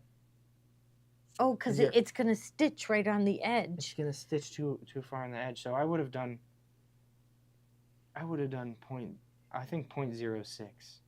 You better write that down. 0.06 inches, and that will give you 1.5 millimeters larger. And that's the default what Embrilliance wanted me to do. Okay. So. Are you ready to iron? I don't think so. I don't think it's going to work. I think we're going to have the same problem, you guys. Well, So, okay, can you zoom in really close to where I'm pointing right here? So, yeah, that's perfect. You see how the stitch is like on the outside? Mm-hmm. That's not what we want. We want it to be like just on the right where my stylus is. We want it to be going along there, not on the outside, because it's not going to grab the fabric. But you got hot fix on. Well, I guess so. If you have Yeah. hot fix on, then it will just fuse. Yeah. So what am I worried about? Let's try. You're not Yeah. worried I'm not worried. because the we got hot fix. The satin stitch is really wide, Mm-hmm. and it's going to be able to grab And- it. So go and ahead, look to- iron it. Okay. Iron You like the spot it is? It's perfect. Perfect. Okay, and then we're going to go over to the sewing machine. But do you think you should do another one at the 0.06 and just see, and then we'll know for sure what to do? Yeah, here, while you're over at the machine, I'll cut it out 0.06. Okay. But I'll show them. Yeah, show them I'll the have to show steps. them. I'll have to show them. Okay, let me clear up my. And all I'm worried about is whether the satin stitch will cover. The satin stitch will definitely cover it. Yeah, then so I'm not worried about tacking this down. I'm just worried about making my pattern, my little D So fitting do in. you want to use these anyways then? Well, look what I did. Like I did a different fabric. Yeah. But I will use them. I can take this one off, I think. We're learning. Yeah, This we're is a learning. Who learning. cares if they're different colors? Yeah, right. Exactly. God wouldn't care. Right? Yes. Okay, so you want to put on the R, or should we leave the letter E?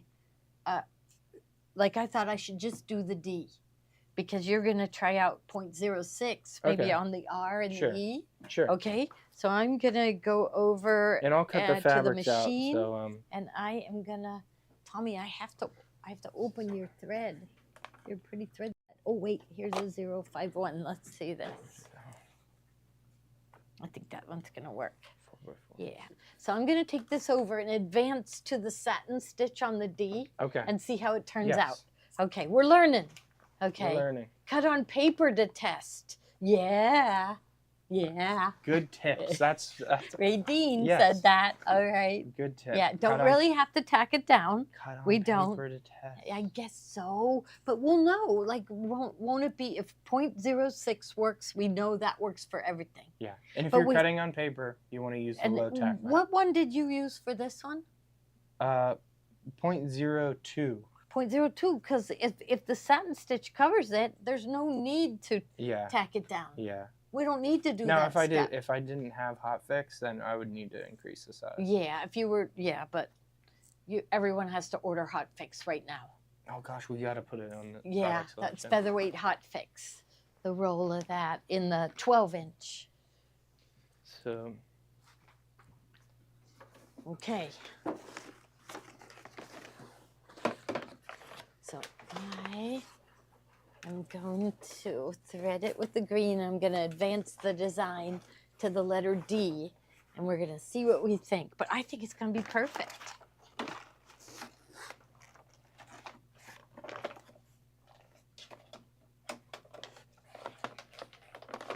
But you're going to try it out with the 0.06.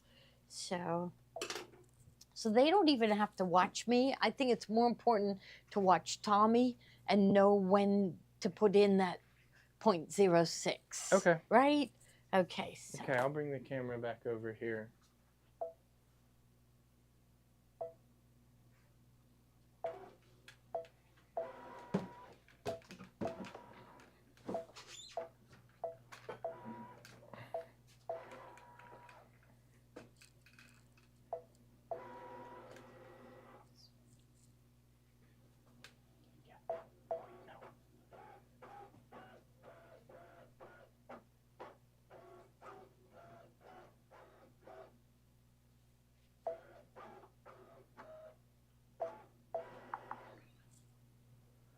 Okay.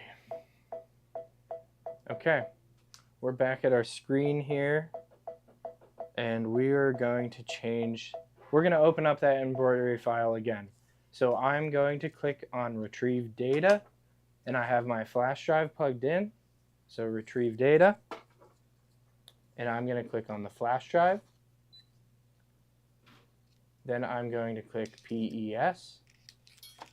Right now I'm just selecting whatever embroidery file you want to cut out. So I'll go down to T-Towel, Adore, and then Adore PES. And it will bring you to this screen with the preview. So it's going to show me my embroidery design on this side. I'm going to click on the flower. Now let's try to do it up to 0.06. So we're going to go up to 10.35. In the bottom, the width is going to change along with it. So 0.35. Won't change. Let's see if I do. Okay, it's perfect. So they both went up 0.06. In millimeters, that's around 1.5 millimeters. So we're going to click on OK. Options here. There's shapes. There's an outline, so you can do an outline of everything. And then there's the stitches. I want to click on the stitches. I just wanted them to see. I just stitched about 1.5 inches, and I wanted them to see how much of the fabric it was grabbing and how much it was hanging over. So it looks good to me. You can see it's perfect. It's perfect. Yeah. It's perfect. So if you did, whoever said 0.02, that does work. Who said that? Who said that? Yeah, that does work. But if you are worried about it pulling out later, or I don't know, if you just want to have that tack down stitch go on it. And maybe for clothing that's going to get washed a lot. Right. Yeah. So I have my stitches selected. I'll click OK. Marcy, my side lever is on 1. So it's going to bring me up to this screen. I want to ungroup everything, so I unhighlight this, and it's going to ungroup all my stitches, and I'll click Select. Now I want to click on Edit, and then I want to click off to the side here. You can see it kind of highlighted everything. I have everything selected right now. I don't want everything selected. So if I get rid of this and click Delete, that will get rid of those satin stitches. Now I can click on my ADRE and I can drag that over. So I'll drag that over. I'll click OK. Now I want to delete all of these at once. I'm going to click on Edit. I'm going to unselect that. Or just select over here.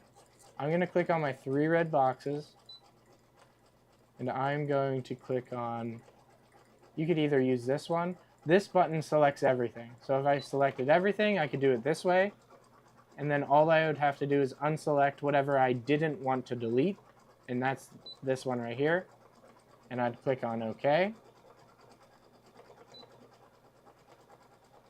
and then I'd click the trash can. Now, I'm wondering if I could just delete the AD. So let's see if I could just delete the AD. Let's undo. It won't let me undo. Never mind. We're gonna roll with this one. Cindy said you did 0.03. No, it was at 10.29, and I went up to 10.35. That's 0.06. Wait, 10.29. 29. I gotta get out a calculator. 0.06 is 10.35. Gloria's getting out her calculator. Yes. Just to double check my math. Okay. 10.2. Oh my goodness, I don't know what that number is. 10.29 minus plus 0.06 plus 0.06 is 10.35. Tommy was right. Okay. Okay, I want to rotate this. And we've done rotate a couple times now. But it's in that edit feature. So I would do object edit, rotate, and then that would bring up your rotate. Everybody's saying you did 0.03 on the D, but you're saying no, you didn't. Okay, we could go, let's go back and do it again. Yeah, let's go back and do it again. So let's just go ahead and click delete. I'm going to go click retrieve data, flash drive, PES.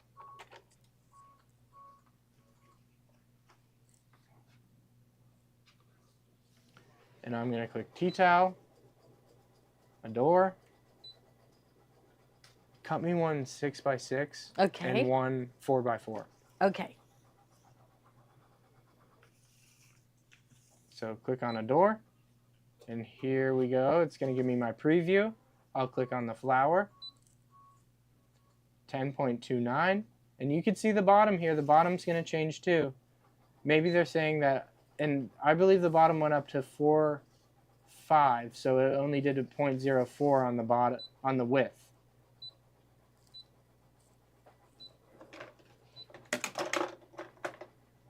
So you can see that is staying there. Now how do I undo the locked aspect ratio? Maybe it won't let me. So it's going to lock the ratios together. So you can see that's staying the same as that. So it's not letting me change that one and not, you know, it's going to change them both at the same time. So we can do, let's go back down here. I'm going to do this one 0.07 now, and this one 0.04. We'll click on the stitches. We'll click OK. Ungroup.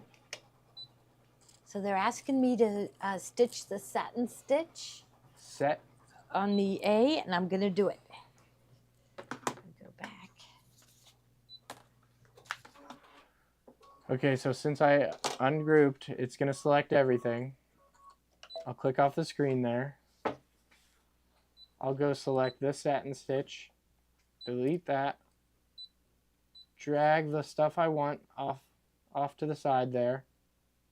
Now let's go click on our 3 red boxes and then select everything. Unselect the ADRE that I want to keep. Click OK.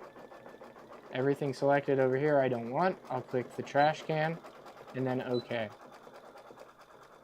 Now we'll do object edit, rotate it counterclockwise 90 degrees. And then I have my cutting file all ready to go. So let's go over to my mat. Okay.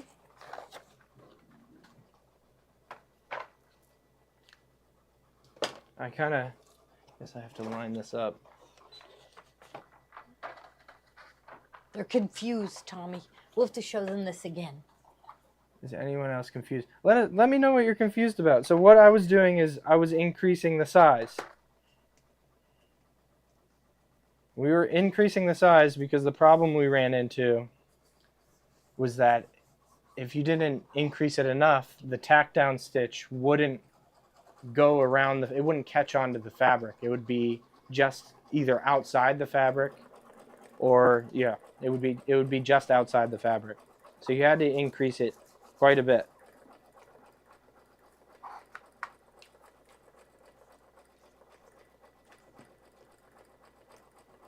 Also, when you go to cut, if you still have little pieces of paper on there, it's not going to, here it is.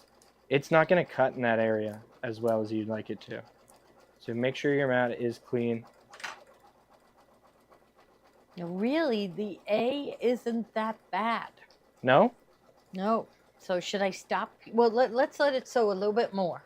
Well, you haven't gone over the part where, oh, yeah, it is. It's pretty bad. It's bad? It's bad. Okay. But when you did the D, I'm confused. I couldn't do just one letter.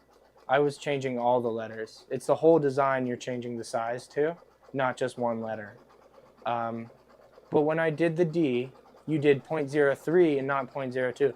Right, and it was still too small. That's why we went even larger. Because if I did 0.02, it'd be even smaller. But we did 0.06 here to the height, and then 0.04 to the width. And right, Joan, you don't need to use a tack down stitch whenever you're using hot fix. So do we need to do a trial if we bring in a different SVG of an applique to cut to see if we need to increase the size?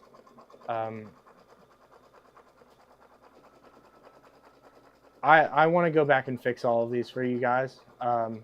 You could do it the way I'm showing you and using the embroidery design to break it apart and create your own cutting file. But I am going to go back in. I'm going to send you the corrected files for the SVG. So I'm going to take my mat on the A. So Gloria's stitching it out right now because I wasn't exact.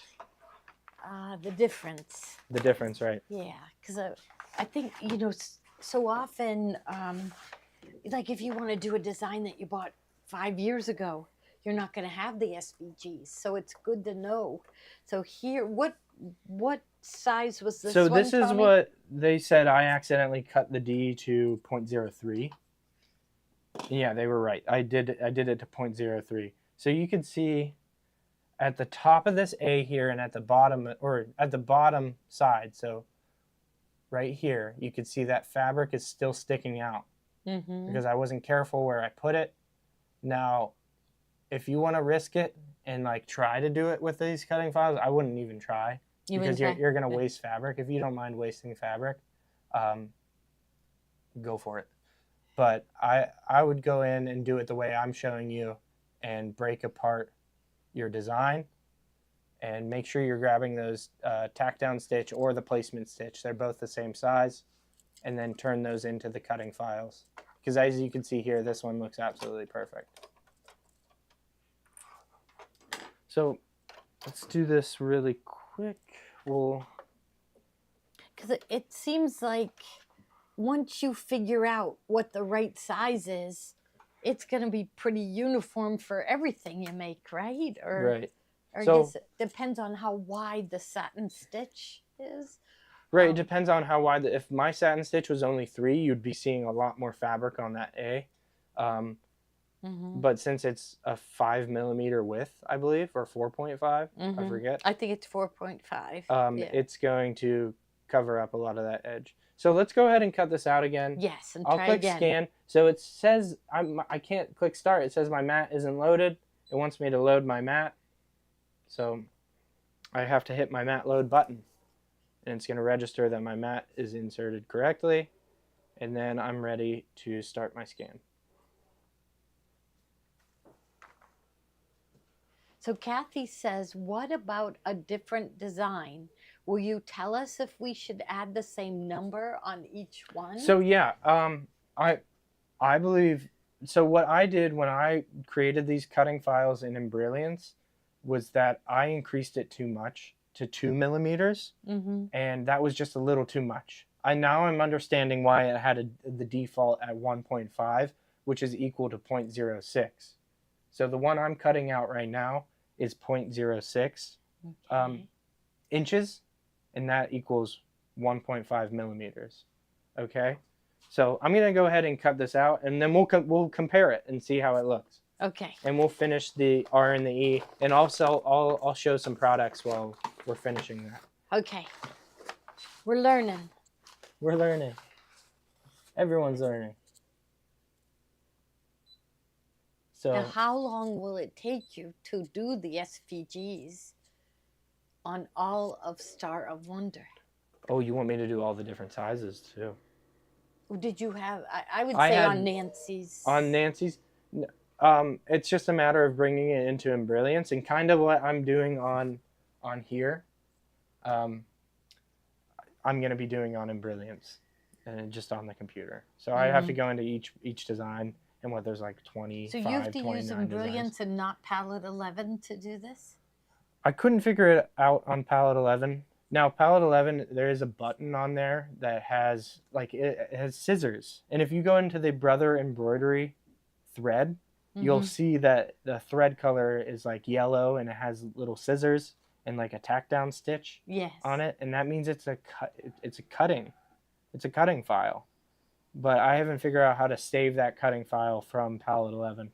And Brilliance, I saw a YouTube video and I was able to learn it that way. Do it right away. Okay. But I do want to... Which the girls from We Love to Stitch, Sue and Lisa, they say they use all different software. This software does this good. This software does that good. There's different features that in Brilliance that are way better than palettes. And then like the fancy fill on palettes and pick stitch is way... I mean, that's amazing to have. Now, Kathy's requesting that you do it for all the sizes. So, but that's going to take a long time, don't you think? Yeah, or do it just for the Nancy and then get them the other sizes later? Yeah. And even if I did it on here, and like, say I took this file, I could put it on a USB, put it as an FCM file. That's what the scan and cut reads. It's for cutting machine. And it's not... FCM? For cutting machine. Yeah, okay. They made it pretty simple. Okay. Not like they name their machines though, like the SDX 325, and then they name the format for cutting machine. For cutting machine, I like that. That person, I gotta meet that person. Yeah. For cutting machine. Okay. So it looks like it's just finished cutting out. I'm gonna unload my mat. So Barbara says we have scissors on our Solaris under Brother Thread. Yes. It creates the cut files. So you'd be able to take that cut file, I guess, from your Solaris and bring it over to... We gotta try it. We try it. Yeah, let's like wait on that. Yeah. Wait on that. Yeah. You should be able to put it on a flash drive and take it right into... Now why am I peeling that one out? What happened here? It's like my fabric frayed a little bit, but that's it. It's okay.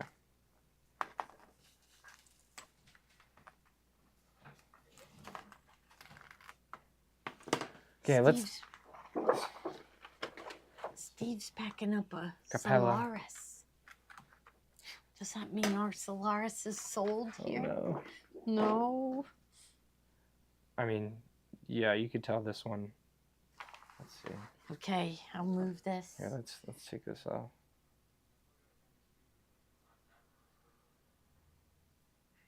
We should have a scoring tool. But we could could use my- a pin. I can use my weeding tool. Okay. There's the R. You're going to be able to see. It's going to cover the stitches. It's gonna cover the stitches. Better than on the D. Better than on the D. Still, it's like it's a almost little the close. same. So I don't know why. Maybe even increase it more. I should have changed my units of measurement to millimeters, I guess. No, that looks pretty good. Okay. Can you see? I see Oh, a I little see bit on of the thread top. up there, so if we could bump that up a little bit.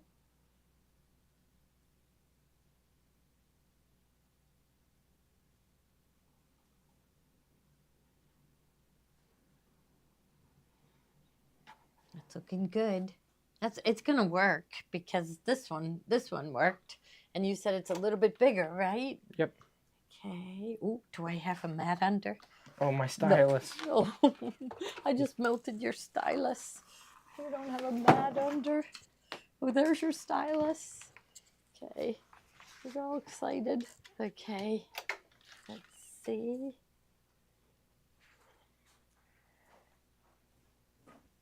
Okay, should we try the E too? So. Yeah, just let's do the E. Where'd the E go? Oh. Here it is. You got it? Okay. And so this one is how much bigger than the D? I did this one. The D was 0.03 inches. Mm-hmm. And then the R was what? 0.06. And it should be. Let's see. I'll sew it part way and we'll see if we can see the difference. See where these. I grabbed the same one.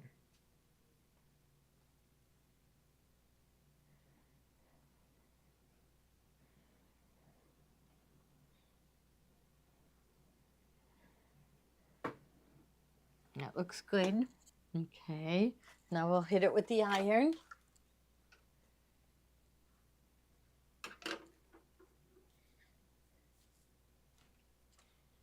Okay.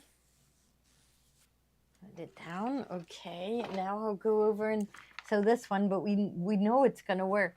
I can see a little bit of stitching there, but that's not going to matter because the satin stitch is going to, yeah. So it's just, you'd have to make it a lot bigger in order for it to stitch it down. So this is at 0.3. That's what I was thinking. So, I mean. This one is at 0.06, I guess it's 0.03, 0.06, 0.09? No, 0.06. Same thing with this one. Yeah, but I mean, if you made it 0.0. This one at 2 millimeters, this would have been 0.16. I don't know. I don't know how you're figuring that out. Oh, 0.0. No, 0.04 is 1 millimeter. So this one was 0.08? That can't be right.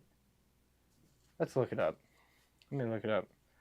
Should I go over and start stitching this one? But we know it's going to work because this one worked. So I'll go ahead and do the R and the E. Okay, so 1 millimeter equals 0.0393. So 0.04. Oh, So. you're converting it from millimeters to inches. Is that what you're... Yes. Oh, yes. I didn't know what you were doing. Okay. Can't we just resize the SVG files included on the scan and cut? I guess you could. Let's look at that. One more time. We're going to look at that, and then we're going to show you some products. Because I have to go vote. Oh, my, I do too. Yes. Then these people that keep calling me will let's look at the SVG. Oh gosh, we got to test this out for him too. We might have to. Should we resume next Tuesday at 3 o'clock with our findings? Would that be better? Okay, so let's go to step number 2, and that's the Adore. So I'll click OK. If I click on Edit, Object Edit, and Size, you could change the size from there. So you could. And what I would do is, since I increased it by 2 millimeters, let's see if I can change the unit of measurement. I can change the unit of measurement. Beautiful. So let's change it to... Can't you just do everything in millimeters? I'll change it 1 millimeter down. So let me show you guys how I did that. So I'm in the SVG right now. I have my SVG up here. It's flipped upside down. I don't know why I did that. If that's palette or in Brilliance that just does it like that, I'm not really sure. But I'll click on Object Edit, and it will bring me to size. So whenever I brought it in, I was on this screen here. Okay? So I clicked on Edit. I clicked on Object Edit, and then this first selection here is the Resize button. To convert it to millimeters, you go into your Settings button here, and this is inches, and this is millimeters. I do want to send you guys the correct files, just so you don't have to worry about doing this for every single one. But we'll click on OK, and I guess we'll go down 1 millimeter. And it should be able to cut it. Now it looks like I can lock the aspect ratio, so I didn't have it locked there. So I guess it's better to have it change the size of the SVG. And let's see what that does whenever I switch it to inches. So on inches it says 4.84. Okay. If I switch it to millimeters and go up 1, it should say 4.88 now. So it's 4.84 going 1 millimeter down or up. I went 1 millimeter up, and now it's 4.88. Okay. I hope you guys are learning stuff. But let's go ahead and let's talk about some products that we were showing you today. So we have the Scan and Cut SDX 325. Now this one does not have Disney designs. And my tray is broken on here. I'll take this out. So SDX 325. It's an amazing machine. How's it look? It looks the same as the D, or what do you think? It looks good. It looks does, good. yeah. It does look good. It looks good. Okay, so he's gonna change the SVG Well, files. we just talked. They can resize their SVG, and I just showed them how to resize, okay. and I converted the units of measurement to millimeters. Okay. So they just go 1 millimeter down. That's all I want you to do. If you're gonna use the SVG files, you have to resize them. Go 1 millimeter down, and you should be all set. Make sure you're changing the height and width. So 1 millimeter down on height and width. And we can do this again next Tuesday at 3, right? And go over it again with them. And we'll do it briefly because I want to show you guys more. No, I don't know whether it'll make a difference with you, but we know stitch width in millimeters. Yeah. We don't talk 1/4 inch or inch. So just stick with millimeters for us. Okay? You won't have to convert it to inches. Okay. Except when we go to cut out our pieces. When the screen... Then we use inches. I was just doing that because the screen was saying inches. Oh, set on inches. Okay. Yeah. Okay. So I didn't know you could change the unit of measurement, but okay. Now we know. We can change it to millimeters. And why is the fabric fraying? Because it was hot when we cut it. Yeah. You got to let it cool down. Mm-hmm. It was hot when we cut it. Let it cool down. And I don't think I counted to 30. It's supposed to be 30 seconds. Yeah. And I think I got to 15. So, but do you feel like they know right now how to take an SVG and change the size down by 1 millimeter? I think so. You think you got it? I think so. Kate's saying yes. You understand? You understand? Okay. CM okay, because I was over there sewing. So. Can CM mats be used, like the mat I was using? Oh, there's different models that it can do. It can go all the way down to the 125, the XTX 125. It may say it in our product description. So she's saying, is there a mat out there that uses centimeters instead of inches? We do have. No. No. No. It has millimeters right here, along the black. Oh, okay. So it tells you millimeters on here on your mat. But if you're counting blocks. If you're counting blocks. That's in inches. That's in inches, and it was a 1, 2, 3, 4, 5. I don't know what And the when dots we're mean. using something like this, we know it is inches. Putting millimeters on would get me all mixed up. Yeah. They say nurses, people in medicine, they have an easy understanding of millimeters, but us mere mortals. You know, it was really fun. My Canadian friends, when I was, playing hockey, they would come over here, and when they would drive, they'd be all freaked out because their cars were in kilometers. Yeah. Kilometers per hour. And they're like, how many kilometers I've got? I don't know. How am I supposed to know that? Yes. Yes. And I'm sure we have some Canadian viewers who probably Yeah, feel the same way, Yeah. laughing at us. Yeah. But I felt the same when I drive in Canada. It's like, oh my gosh, 60 kilometers? That seems really fast, you know? Yes, It's yes. like 25 It miles says, an hour. Aileen says, centimeter mats are for older models only. Ooh. Okay, because we need inches when we're looking at something like this. But when we think in stitch width and stitch length on our machines, we know millimeters.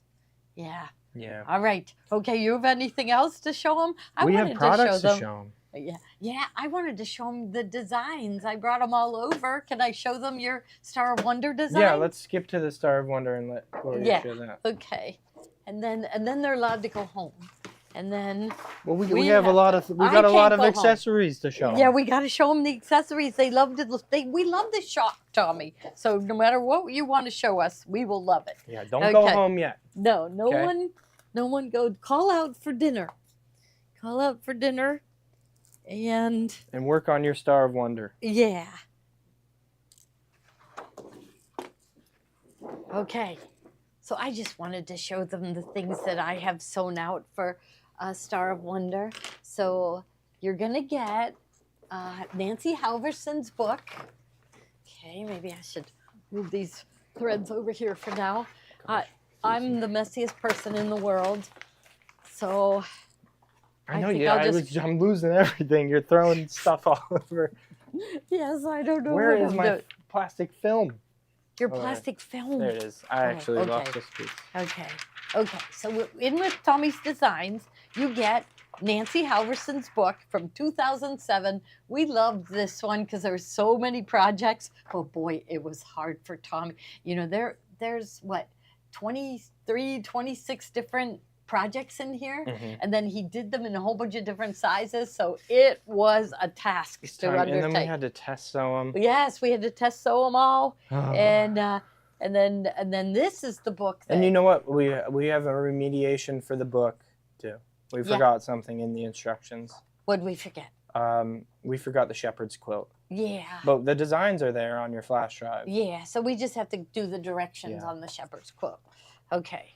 We have them done. We just got to send them out. Oh, so did I write them, the directions?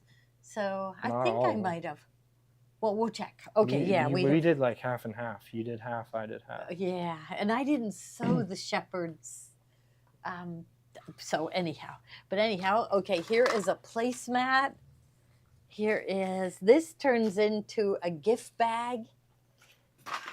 And he has them in there where you applique the wings down, or if they're freestanding wings, which I think are really cute.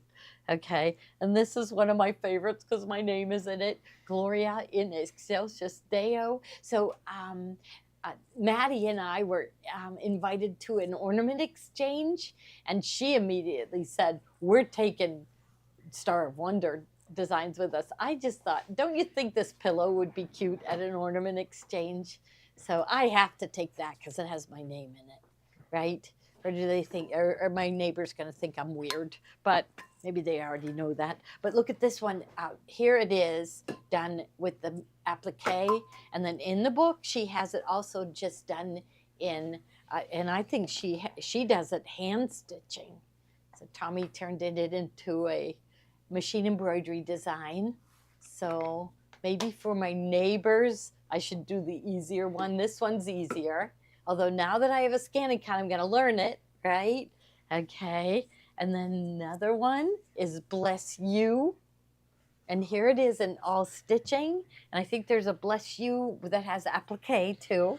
And this one is Rejoice. So, and the J is the shepherd, the J and the O are the shepherd and the sheep.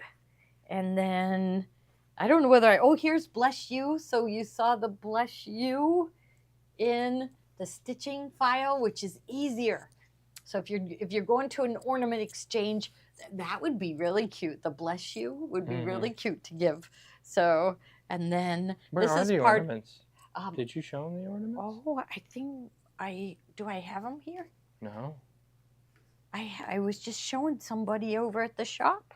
Let me see if I have them down in here. No, so I left them over at the shop. Okay. Yeah. So Love was born on Christmas morn. Actually, the girl that I was showing it to bought your design set. So, and then this table runner.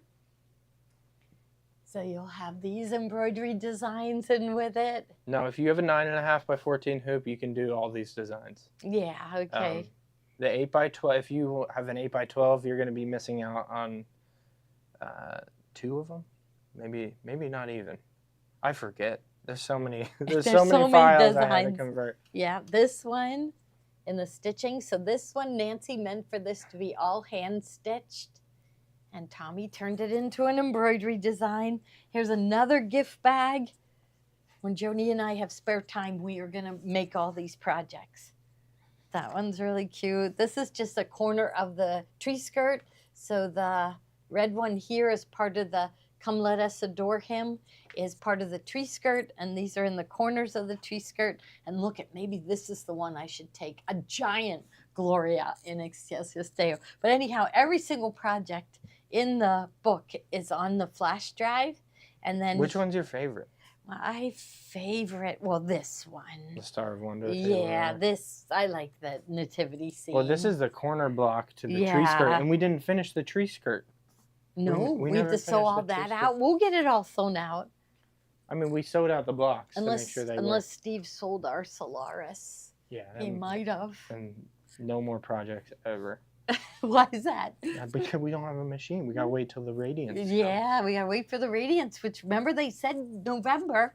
So, and they haven't changed that. So I'm thinking any day. We'll have plenty of Solarises, just pre-loved. Yes, and that'll be fine. Which are great. Someone was talking about they got a pre-loved machine, and there was something wrong with it, but we fixed it right away. They haven't had a problem since. Yeah. So it's like these machines are built to last. Yeah, they are. It's if you have one minor malfunction, it could even be something that you may even view as major. It's easy for our repair guy to fix. Yeah. And he's really good at it. He's really good. He loves it. He loves fixing machines. And so as long as you're taking him in. He's very patient. So. Well, the problem is that people don't take them in for their annual servicing and cleaning. And that's where a lot of the problems are caused. Is that what Zach said? Yeah, he says if you take your machine every 6 months or every year to be cleaned, you're not going to have any problems. Yeah. Okay. Yeah, I do. I love that blue background fabric. Okay. Should we show the thread kit? Yes. Okay. Sold 113 is the thread kit. And you'll get all of the threads. There's 24 spools inside of here. You'll get, let's open it up. Someone replaced one of these. There's no pink in here. Uh-oh. Let's see, is it on the back? It's on the back. Okay. They didn't give you the pink. So we probably did that. We probably did that. We probably picked this one apart. Yeah. And but here's all the thread colors along with the fabric that it goes with. You'll get metallic gold MG3 in the MA1, metallic silver. And that's it. I used. So I did the angel and the baby Jesus in white. It didn't show up. So I thought, okay, sparkly silver. And I did it in sparkly silver, didn't show up. So then I switched to the MA1, which still gave it the sparkle, and it showed up. So that's why we included the MA1. So if you want to make a couple things sparkly, and I knew that people did not have, most people do not have MA1. It's called aluminum. Most people have the silver. So that's MS1 in Kingstar. So yeah, Linda says Zach is the best. He is. He's very patient. He never gets mad. That's our mechanic, Zach. So that's wonderful. He's I hear him on the phone with people, and I hear him saying, "Press this button. Now do this," and he's really patient with them. So that's really what we good. need. Yes. And he's gonna fix brother machines soon. So Yes. if you have a brother, we're gonna get him on the brother machines. Here is sold 112. This is the finishing kit. And how many different fabrics you get? I don't have the list here. This one is called Whisper Weave Coral. I would never call that coral. I think of coral, but it's the perfect color for faces, and that did not come in the fat quarter bundle. And there's a lot of faces. Right. There's a lot of reasons to use that coral. Here's another one here. So right here, Mary and Joseph and the baby. Look at his mustache. Oh. I think we need to take another stitch there. But Tommy also put the mustache in as stitches. So right stitches there. Here, and then you have the freestanding This was too hard to make. Yeah, it's hard to make. Yeah, it was hard to make. It is really cute, but so is this, right? That's really cute. Okay. All right, so that's the finishing kit, because you're going to need some extra fabrics. Like this fabric right here is wonderful. That's my favorite one. And so you need more greens, you need more reds than what you got in the fat quarter bundle. So. Okay, the next star. Do we have anything else? Star of Wonder. Yeah. No. Okay, let's go to the top of the scan and cut. Okay. And we'll go through these so we can go vote. Yeah. I hope there's Scan and Cut SDX 325. It's amazing. It is. If you don't have one, you have to get one. I have to. There's 1,300 designs, and also 140 different quilt block designs. I have to show them. I'm sorry. Okay. I have to show them. It's block amazing. Designs, seriously? You can cut your quilt blocks out immediately. Did I turn? Sorry. Oh no. We're trying to get. The camera battery died, so. Oh, next time. There's right. 140 next different Tuesday quilt blocks. At 3. And then you sew it on the 1/4 inch, and they. Just like I was putting my fabric in all the different corners to cut out my different applique pieces, like you'll put your one fabric in one quadrant of your mat, and you'll cut out all your triangles that you need. Then you'll put your other fabric in another corner, and it'll cut out all of the squares that you need. And you can add your different seam allowance. You could add a 1/4 inch, you could add 1/2 inch, you could add whatever you want. You had 3 millimeters, 4 millimeters. Now, can you get the Disney designs for this scan and cut, or do you have to buy the other one? You can, and we can't ship out the Disney one, so you have to come pick it up, or have proof. Break it up now. You have to come pick it up if you want the Disney one from us. Yes. But you can buy the designs. We have to order those. And it's a code, I believe you download and you transfer it to your machine. But one thing we did learn, if you buy a Brother embroidery machine, it doesn't have to have Disney on it. You're able to go in and buy Disney designs. So keep that in mind. Okay, can you get me with it? I just want to show them Brother Arts Bureau really quick, just to show them a way they can buy the Disney And then we'll design. go vote. And then we'll go vote. There might be a line. I have to show them the mats, though. And we'll do a speed round of the mats. Okay, speed round. Okay. I just want to show you Arts Bureau really quick.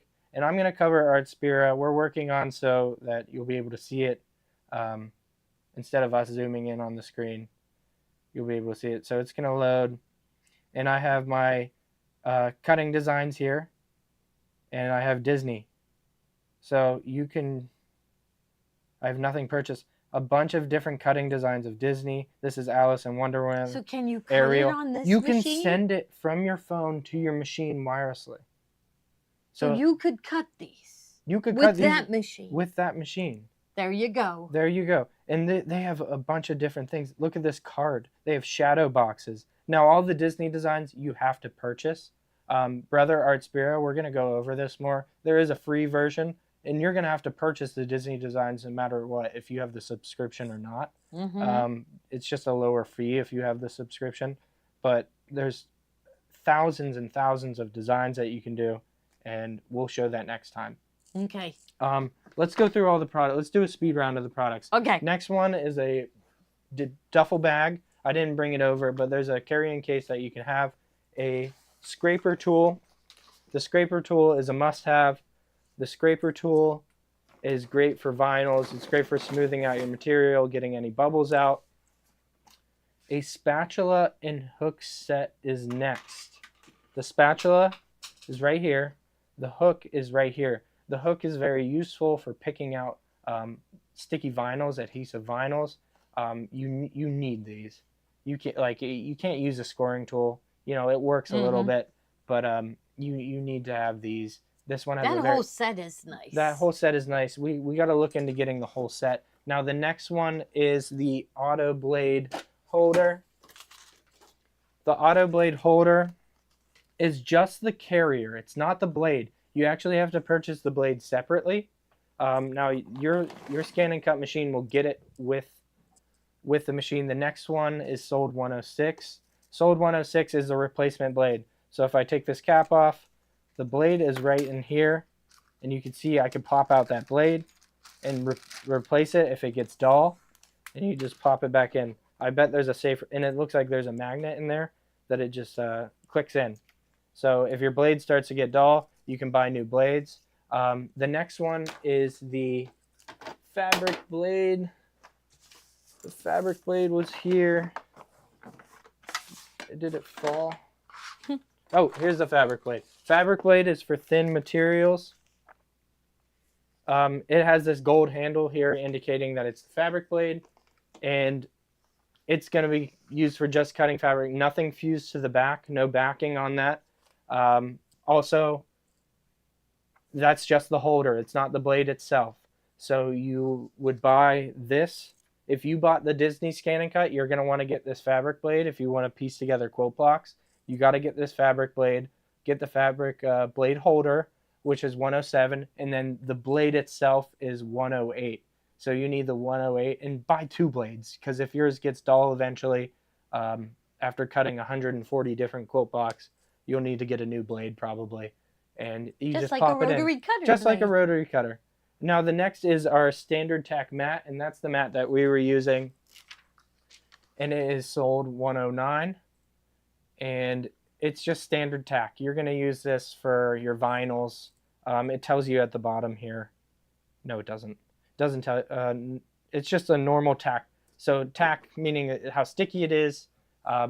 We have the 12 by 24 size in the standard tack. So if you have a lot of applique pieces you want to cut out, you're going to want to get the 12 by 24, and that's going to feed through your machine, and you can scan this whole entire 12 by 24 area. The next is the fabric mat. The fabric mat is much stickier. I won't pull it out here. You're just going to have to believe me. It has the gold on here, and it says fabric mat at the bottom, and it is very sticky. Your fabric is going to, like, even the little fibers are going to stick in there, and you're really going to have to clean it. Like I said before, you really have to clean your mat after every single use, or it's going to get worn out and you're going to have to buy a new mat. The fabric mats are a little more on the pricey side. They are $40.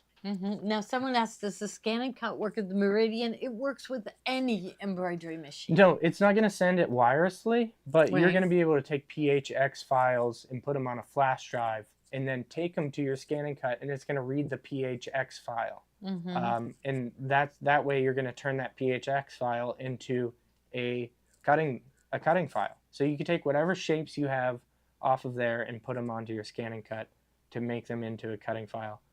Let's scroll up, Kate. What's the next one? Oh, the Star of Wonder. We'll go down tea towels. The tea towel we used. Cream tea towel. Just plain cream tea towel. Will work great with any of these designs.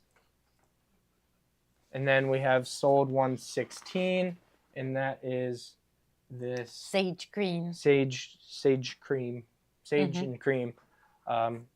Very cool. You can place your design right on there and use your 2-point positioning. And if any of you have color number, exquisite thread color number 963, that is the perfect color to go with this. And that is my favorite color, and it's called Money.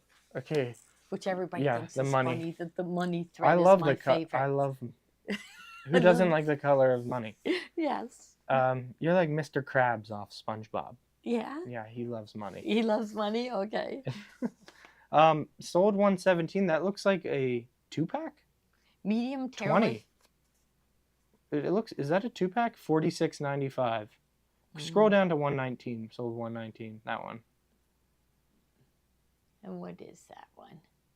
Yeah. So that first one sold 117 was a 2-pack of medium weight. Steve tearaway. That put that Steve one put that in there, and that's a good deal. So, I didn't know we were doing that. You'll save a few bucks on that. Yeah. Sold 119 if you just want to buy one roll, and then sold 118 is our jumbo cuts of medium tearaway. The flat ones, yes. The flat ones, and that's if you don't when want they ship it, they have to roll it, but still it's yeah, just lay them on a flat table, right? And put something heavy, put books on it, and it will flatten out.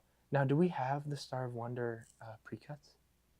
Is that the fat quarter bundle? Yes, we do. Okay, so click on that one, Kate. Yeah, that's the whole... There's the fat quarter bundle. To do all your applique pieces, to complete all the appliques, you're going to want to get the fat quarter bundle along with that finishing kit to finish your projects.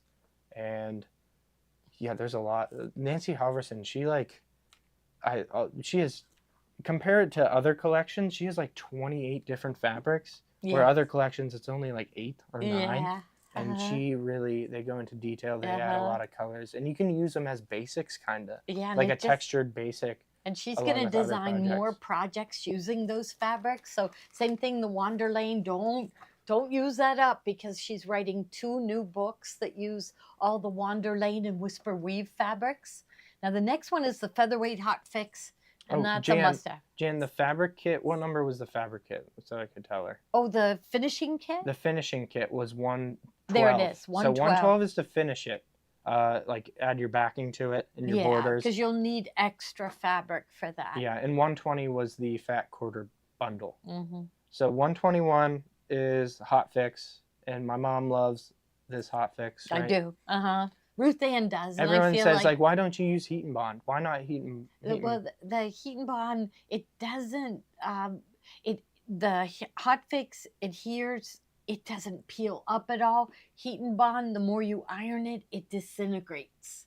And we had that happen on a cruise. We had everything fused with Heat and Bond, and the ladies were ironing it, and their pieces were falling off. So some of the Heat and Bond and some of the others, as you iron it more, it disintegrates, whereas Hot Fix does not. And the featherweight is more pliable. If you get regular featherweight, it's too stiff. So same thing with Heat and Bond, that it can be too stiff. So that's why we really like the featherweight Hot Fix. It is not fusible web. It is like a sheet of plastic, and it melts into the fiber. So if you do it right and you hold it 30 seconds in each spot, then it won't fray any farther. So that's what we used at the event, and you saw everyone cut out their little poinsettias, and they didn't fray any farther, and they are adhered too. So okay. So we're on the, is that it? That's it. I think so. Okay. We can go vote. I hope you guys like this. We'll keep you posted on what we're going to show next week. Yeah. But, you know, we're always changing our mind. Yeah. But I feel like going over this again, because I don't think you could get it in one lesson. I think go over it again. We kind of got stuck on because of the SVGs not being the right size. So yeah, I would like you to go over this again. In my opinion, I think we should move on to something new. You do? What do you guys want to do? So much. Move on? There's so much. It would take us forever if we keep doing that. Over and over and over again? You guys can rewatch the video, right? I guess and we could briefly bring it up. I'll try. We'll take a poll. You know what? Can we take a poll finally? I want to do a poll. Not voting. Well, yeah. We want them to vote on what they want to see next week. Yeah, okay. Should we do something with the scan and cut? Or go over this? Should we include the printer with it? Yeah. You know, like do a project with the printer and scan and cut? Roseanne says, move on. Move on. Do it again, says Dolores. Oh, we're going to call it You move on. I'm hoping by next week I can do the scan and cut, and I can teach them what you taught today and do it quickly. That's my goal. And then I'm seeing a you lot of make, move-ons. you're the Yeah. move on. Oh, they all say move on. Keep going. New. Okay, new stuff. In with the new, out with the old. Okay. I've heard you say that all the time. Okay. Yes, we do. No, we do. we'll briefly, bring it up from time to time. They want us to go vote. We gotta go. I'm hungry. If that line song, I'll take a Diet Pepsi with me. That'll hold me over. Okay. All right, we're gonna go vote. Okay. Okay. We're not, there might be a pop-up tomorrow at noon, but there's definitely gonna be Kimberbell at 3:00 tomorrow. All right. We will see you then. Okay. All right, Goodbye. we're going to vote. Thank you, everybody. Bye-bye.